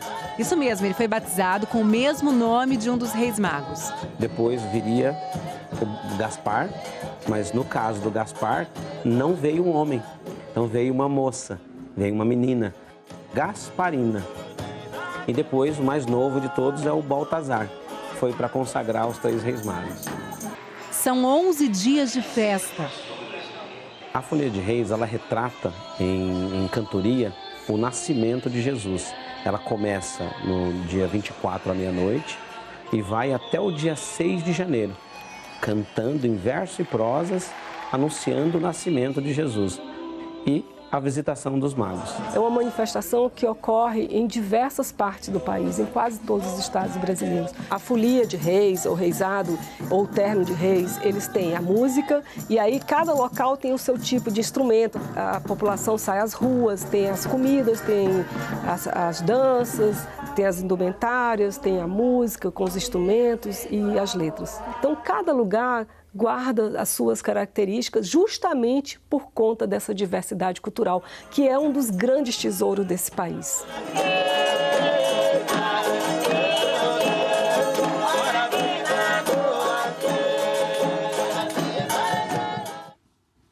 Laranjeiras, Sergipe, o Dia de Reis foi marcado por um grande encontro cultural.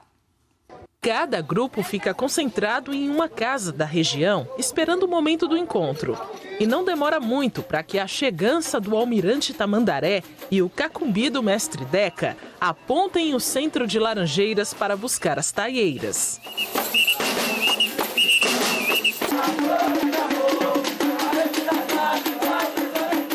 O cortejo sai espalhando cultura, música e beleza pelas ruas.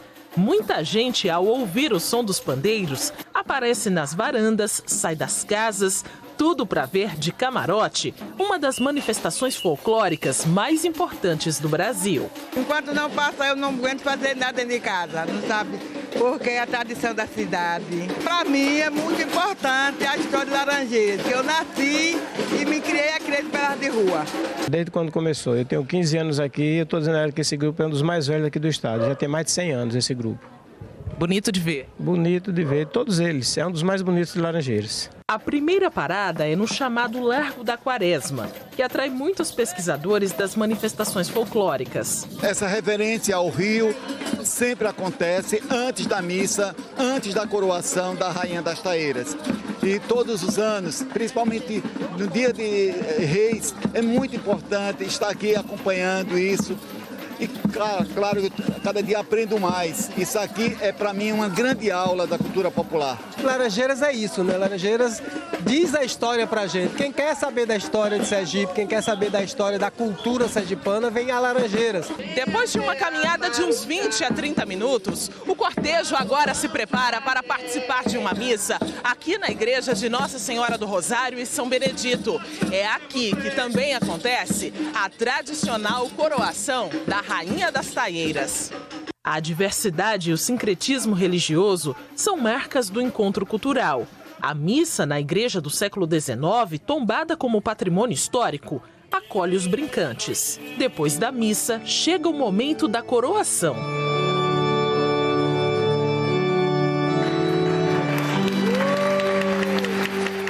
E o canto das taieiras.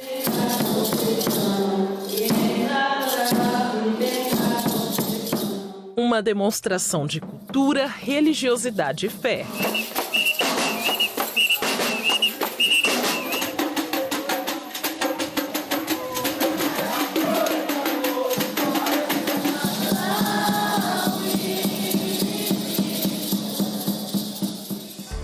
Depois do intervalo, você vai ver aqui no Hora 1. Cidade de Gelo, no norte da China, atrai milhões de turistas e movimenta bilhões de dólares. E os gols da Copa São Paulo de Futebol Júnior. Teve time campeão que tropeçou.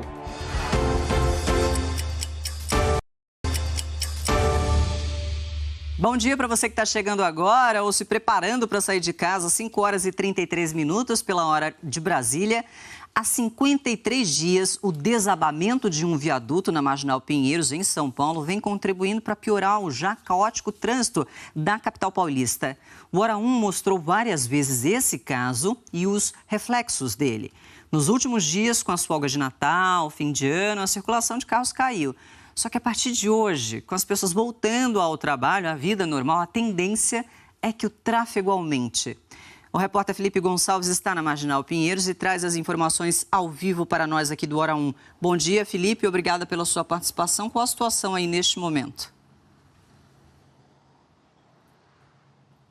Oi, Michele. Bom dia para você. Bom dia para todos que acompanham o Hora 1. Situação bastante tranquila nesse momento por aqui, inclusive tranquila nas obras aqui do viaduto da Marginal Pinheiros, né? E muito tranquila também no trânsito aqui da Marginal Pinheiros. André Zorato, com apoio de Jorge Lucas, mostra para vocês pista local aqui da Marginal Pinheiros, que é o principal atalho para desviar dessa interdição do problema que houve aqui. Bastante tranquilo nesse momento, já passamos das 5h30, né? Ainda parece que o motorista em ritmo de férias, né? Nesse comecinho de 2019. Vamos só lembrar o que aconteceu aqui, dia 15 de novembro, parte aqui da pista expressa da Marginal Pinheiros, onde tem um viaduto na altura do Parque Vila Lobos, cedeu, são placas aqui no viaduto, né?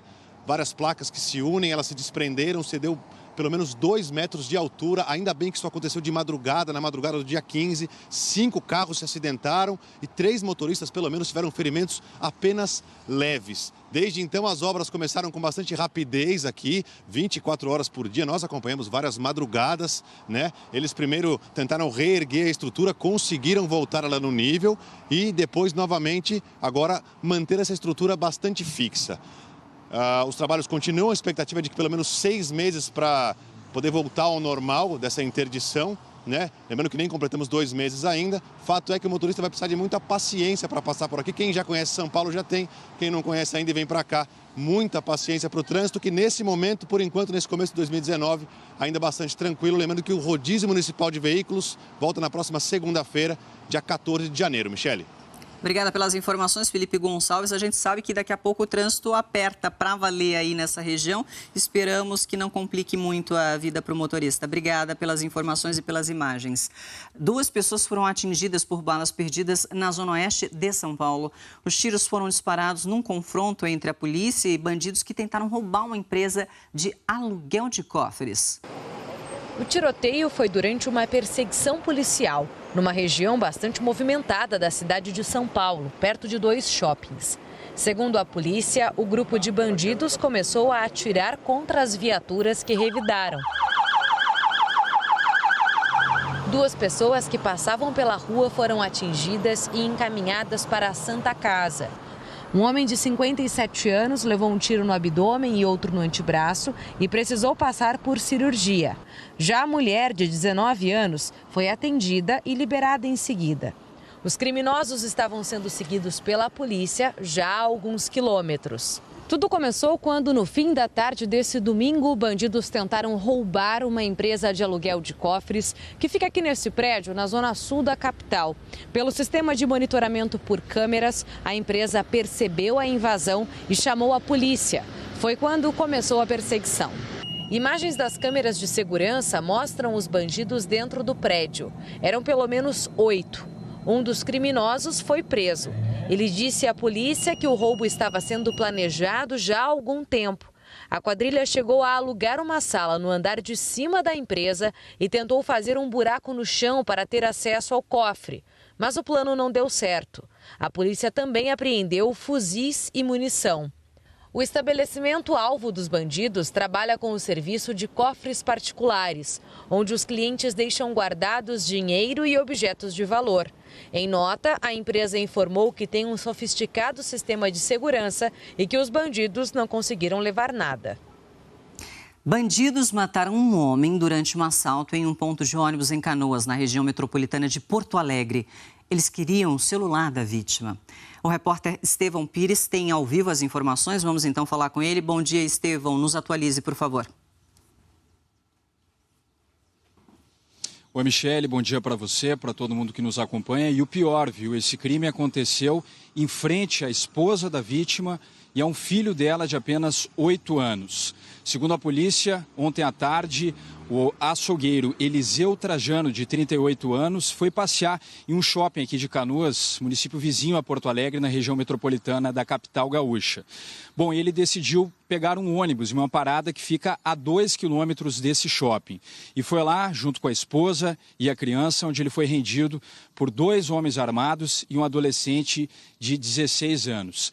De acordo com os familiares, Eliseu entregou esse celular aos bandidos e, mesmo assim, acabou sendo baleado no peito, sem reação, e morreu na hora. Minutos depois, a Polícia Militar fez buscas perto dessa parada de ônibus e um homem foi preso e um adolescente apreendido. Os 2 já trazidos aqui para a sede da Delegacia de Pronto Atendimento em Canoas, região metropolitana de Porto Alegre.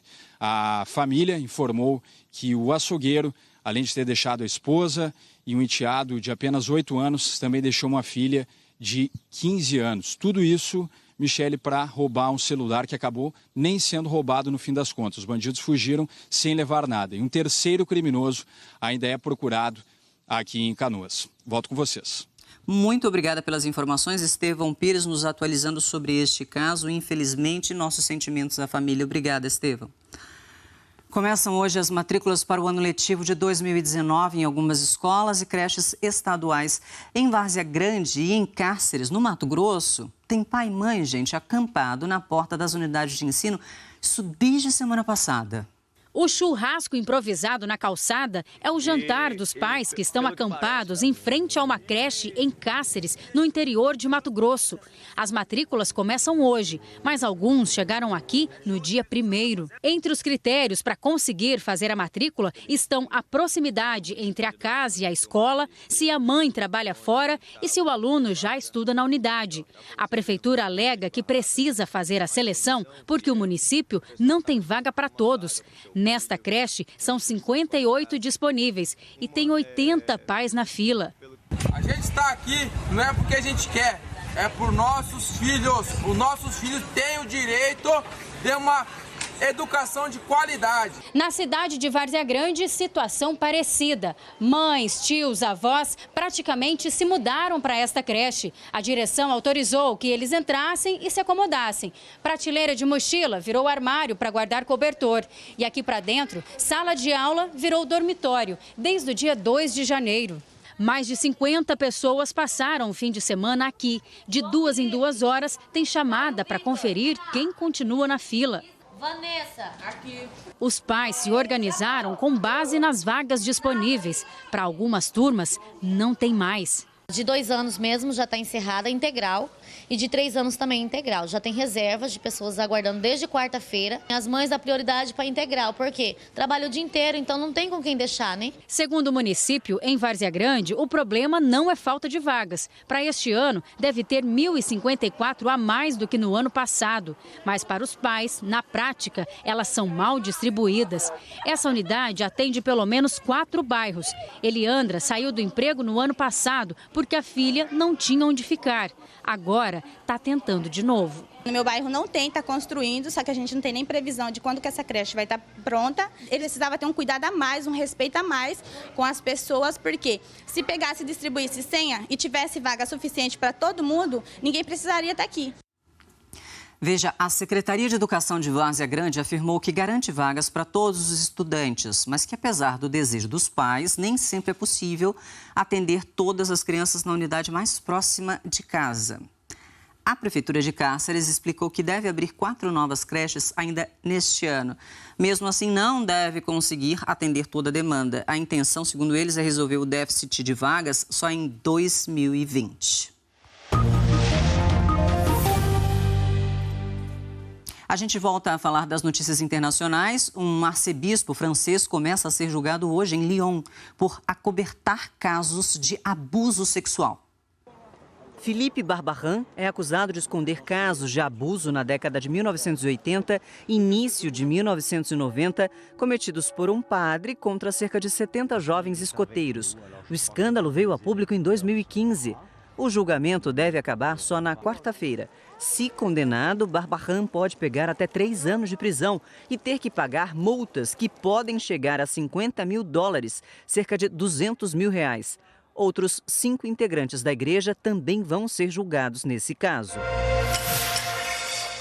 O aeroporto internacional de Koh Samui, na Tailândia, voltou a operar neste domingo, depois da passagem da tempestade tropical Pabuk, que atingiu o sul do país. Muitos passageiros ficaram presos na ilha, que foi uma das mais atingidas. Várias casas foram destruídas pelas chuvas fortes e pelas ondas gigantes. Pelo menos 3 pessoas morreram. Autoridades calculam que a limpeza e a reconstrução dos imóveis devem demorar vários meses. O frio continua a atingir países da Europa. Na Grécia, 3 pessoas morreram. Várias regiões do país tiveram tempestades de neve, ventos fortes, chuva e queda brusca de temperatura. Na cidade de Florina, no norte do país, a temperatura chegou a 19 graus negativos. O frio extremo trouxe grandes transtornos para moradores e turistas, como atrasos de voos e interrupções no trânsito. Segundo o Serviço de Meteorologia, uma nova frente fria deve chegar hoje ao país. As torres de transmissão de energia mais altas do mundo passam a ser testadas hoje na China. Elas têm 380 metros de altura. As torres fazem parte de um projeto da criação de 2 redes elétricas que vão conectar Zhoushan com a cidade de Ningbo, possibilitando uma capacidade de fornecimento de energia maior às empresas instaladas nessa região. Também na China, começou em Harbin o maior festival de gelo e neve do mundo. O evento tem competições, esportes de inverno e várias esculturas enormes feitas por artistas de várias partes. A cidade de gelo se tornou o destino número 1 de inverno no país, atraindo mais de 70 milhões de turistas e gerando cerca de 17 bilhões de dólares, aproximadamente 68 bilhões de reais. A festa vai até 15 de fevereiro. Nunca vi pessoalmente, mas é um dos meus desejos. Jaqueline Brasil! Pois é, né? Vindo direto do gelo, da neve para... O calorzão. Porque ligaram o forno na temperatura de 220 graus, a máxima do seu forno. E assim ficou. Como falam, né? Ligaram o maçarico, né? O maçarico. Em todo o país, tá? Isso vai acontecer. Em alguns lugares vem chuva, em outros não, tá? Onde não vai chover no interior da Bahia, boa parte de Minas Gerais, Espírito Santo, Rio de Janeiro e aqui em São Paulo, incluindo capital, região metropolitana e litoral. No restante do país, a gente observa que tem aquela chuva que é exatamente a pegada do verão. Só o calor é a chuva que vem à tarde. A não ser aqui, como vocês estão vendo aqui, olha a quantidade de áreas de instabilidade. São imagens do satélite do final da madrugada e início da manhã. Certo. Dá uma olhada. Tem a ver com a frente fria. Concentradão. Concentradão. Você que está no Rio Grande do Sul, especialmente no centro-sul do estado, atenção, porque a chuva já pode chegar agora de manhã, tá? Também tem áreas de instabilidade em alguns pontos aqui do norte e até em cima também do nordeste por causa da nossa escadinha Zecite, a zona de convergência intertropical. Dá uma olhada como tá aqui, tá vendo? No sudeste, São Paulo, Minas, Rio e Espírito Santo, nada de nuvem de chuva, é uma massa de ar seco. Hoje o aviso é especialmente para você então que está no sul, chuva forte, raios e ventania, aquele pacote completo, esse temporal, especialmente aqui em boa parte do estado. Não quer dizer, Michele, que em outras cidades não vai chover bastante por causa do calor e da umidade. Aqui a gente destaca Uruguaiana, olha só a previsão aqui de acumulado de chuva para hoje, 80 milímetros, é muita coisa. Mas vai fazer calor, máxima de 30. Bagé, 70 milímetros, também é muita chuva com máxima de 28 graus. E Santa Maria, também no Rio Grande do Sul, 40 milímetros com máxima de 29 graus. Não gosto desse calorzão com chuva. Não, né? Você está vendo que onde está verde aqui é sinal que vem chuva, mas ó, até março super exigente, né?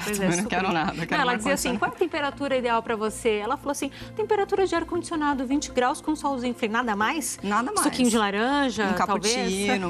Só. Olha só, Santa Catarina e Paraná, a chuva vem à tarde, tá? Você que está no centro-oeste, até interior também de São Paulo, Triângulo Mineiro, sul de Minas, todo o centro-oeste, o sol aparece e a chuva vem à tarde. Esse sistema aqui de alta pressão, ele é um sistema especial que é ASAS, a alta subtropical do Atlântico Sul, é ele que está deixando o tempo super seco para nós que estamos aqui em São Paulo, Rio de Janeiro, Espírito Santo e boa parte de Minas Gerais como BH. Vamos começar a nossa rodada de câmeras justamente por BH.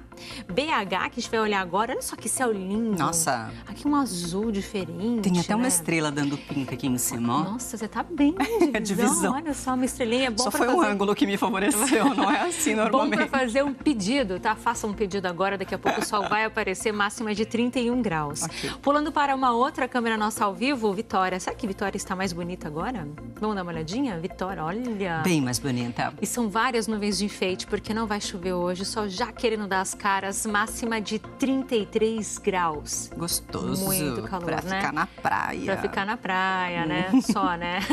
Olha só, você que está aqui então no Nordeste, a borda dessa alta pressão acaba mandando umidade para quem está aqui, ó, na faixa leste da Bahia, por exemplo, Salvador. É uma chuvinha borrifador, tá? E no restante do Nordeste, onde está tudo verde aqui, desde Sergipe, indo para Rio Grande do Norte, pegando o Ceará até o Maranhão, a chuva vem mais à tarde. Para quem está no Maranhão, também Piauí, até Ceará, a zona de convergência intertropical acaba aumentando essa chuva também. As máximas para hoje estão super altas, 36 para você que está em Porto Alegre, 40 no Rio, 32 aqui em São Paulo, 29 em Brasília, 33 em Palmas, também em Manaus, Boa Vista, 31 em Macapá e também em São Luís e ali em João Pessoa. Para os próximos dias, ou seja, para amanhã, a chuva ainda concentrada no sul por causa da frente fria, então mais aqui no norte gaúcho, todo o estado de Santa Catarina, um pouquinho só em Minas Gerais e aqui, olha, em algumas cidades do Amazonas, tá? E aí a gente finaliza dizendo que a sua participação é super importante. Continue mandando fotos, vídeos também, até fazendo perguntas sobre a previsão do tempo, que a gente conta tudo aqui pra você. Pode interagir com a gente, que a gente curte. A gente adora. Já que... Até amanhã, tá? Até amanhã. Tchau.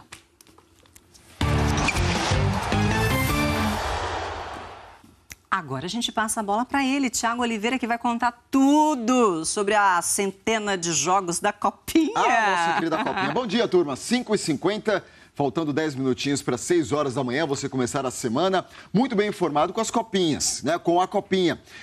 Eu coloquei no plural porque foram 40 jogos no dia de ontem, no domingo. Somente no domingo. Só 40 joguinhos. Então a gente fez aquele filtro bacana, no pacote especial, a gente separou os times que já foram campeões, mas ela apareceu, a Zebra. A Zebrinha. Roda aí. Em Araraquara. Um jogo perigoso se você fosse usar a cabeça. O goleiro Thiago Couto, do São Paulo, sofreu até com fogo amigo. A perna esquerda do zagueiro Tuta na cabeça do goleiro, ó. Pelo lado do Serra, do Espírito Santo, o zagueiro Thalisson teve que ser atendido na ambulância do estádio. Está sendo feita a ficha ali do Thalisson. Depois do susto com as cabeçadas, o alívio com os pés de Gabriel Novaes, que marcou 2 vezes para chegar à artilharia da Copinha com 4 gols. E com a canhotinha, Rodrigo Nestor definiu. São Paulo chega aos 3-0 no Serra. No tricampeão da Copinha, o Atlético Mineiro tinha um poderoso desfalque. O Hulk, que hoje está poupado. Mas eles nem precisaram da força desse Hulk contra o Jacobina da Bahia. Bastou Alejandro, que marcou 2 vezes e participou de outros 2 gols na goleada de 5-1. Para os meninos, um bom resultado com direito à piada. O que um boné falou pro outro? Um boné falou pro outro, não sei. Bom, né? Um dos principais rodeios do país acontece em Jaguariúna. Só que nessa Copinha tem sido a terra dos golaços, hein? Os 2 mais bonitos saíram no campo da cidade. Essa bola no ângulo de B.O. pelo Flamengo. E esse chutaço de primeira do Reginaldo do Trindade, favorito como o gol mais bonito da primeira rodada. Ontem, os 2 se enfrentaram em Jaguariúna. Melhor para quem lidera as pesquisas. Reginaldo! Pro choro, provavelmente, da família do Reginaldo. Na arquibancada. Olha ela aí, a Zebrinha na tela, na vitória da equipe goiana sobre o atual tetracampeão da Copinha. Uma vitória histórica do Trindade de Goiás. O time modesto do interior goiano, que participa da 2ª divisão, desbanca o atual campeão da Copinha. Nossa querida Zebra, né? Bom demais. Bom demais. Ó, agora, outra parte aqui que a gente separou dos gols, esse filtro que a gente fez, deixa eu mostrar para vocês os favoritos que jamais conquistaram a Copinha e a Zebra quase virou lagarto. Olha ela. Em busca do primeiro título da Copinha, o Grêmio tinha no meio do caminho o quê? Um lagarto. E ligeiro como um réptil, Vinícius passou por toda a defesa gremista para marcar. Gol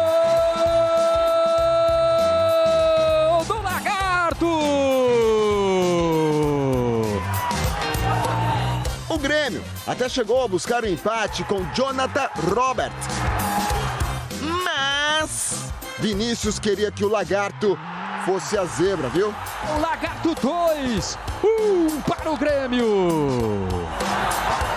Nos acréscimos, aos 46 minutos do segundo tempo, Sávio cabeceou no ângulo para deixar tudo igual outra vez. Um gol de empate do Grêmio em Barueri. Bastava uma vitória para o Palmeiras garantir a classificação antecipada na Copinha. E ela veio nessa... Ixi, Maria, que bomba, meu amigo. Marcos Meloni fez o único gol do jogo na casa do 15 de Piracicaba.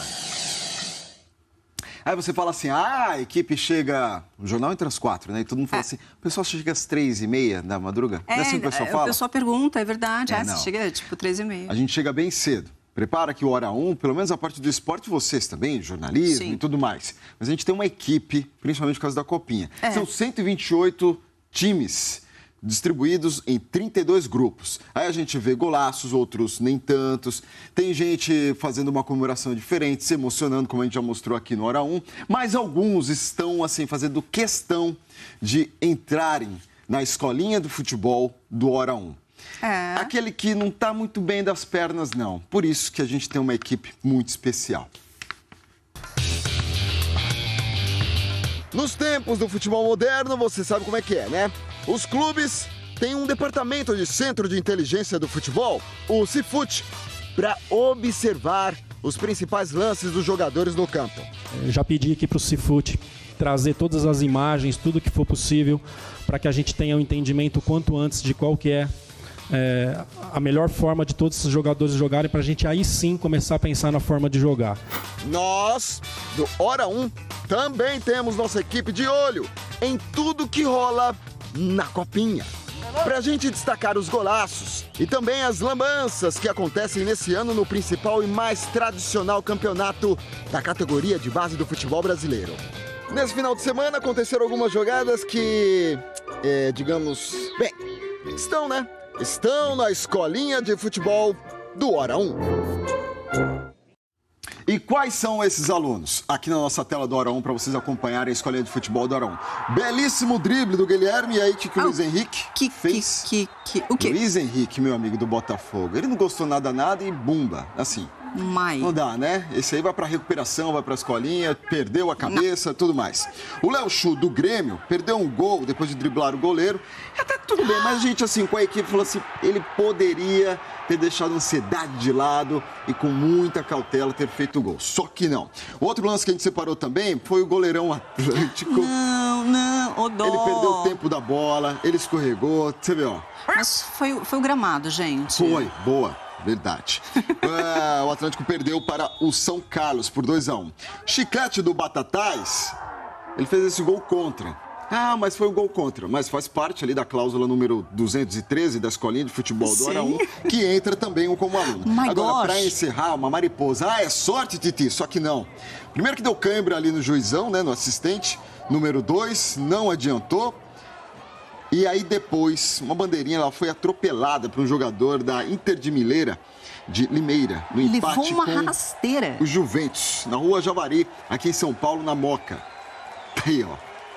Então, para vocês que estão chegando agora, estão entendendo como funciona a escolinha do futebol do Hora 1, então vocês que acompanham a Copinha, fiquem à vontade para mandarem as sugestões de algum jogador que não foi bem e precisa voltar para a escolinha. Pelo menos todos saíram bem, que ótimo. Sim, tudo certo. Para finalizar aqui nosso Hora 1 com a Copinha, a gente coloca na tela os jogos de hoje. A gente sempre faz um filtro mostrando para vocês os times que já foram campeões da Copinha. Então teremos aí 7 de Dourados enfrentando o Fluminense, o São Caetano enfrentando o Santos e o Tubarão enfrentando o Vasco. Tá aqui bonitinho para vocês e claro que a gente mostra para vocês quais foram os títulos de cada equipe, do Fluminense, do Santos e também do Vasco. E aí no outro lado, finalizando aqui a nossa tela do Hora 1, teremos aí o Santo André enfrentando o Paraná às 7h30. Santo André tem um título e a Portuguesa enfrentando Volta Redonda, a Portuguesa com 2 títulos. Hoje, com a Copinha e claro que amanhã teremos os golaços, quem sabe alunos da escolinha de futebol do Hora 1, enfim. Enfim, combinado então, Thiago. Também, Amy. Beleza, vamos aprender mais na escolinha. A gente vai ficando por aqui, você sabe, né? Tá tudo no Globoplay, vai lá rever as notícias da política, da economia, previsão do tempo e também as notícias do esporte, né, Thiago? Amanhã estaremos ao vivo, que horas? 4 da manhã, hora de Brasília. Que delícia. Esperamos vocês. Beijo, turma. Valeu, gente. Bom dia pra você. Aproveite sua segunda.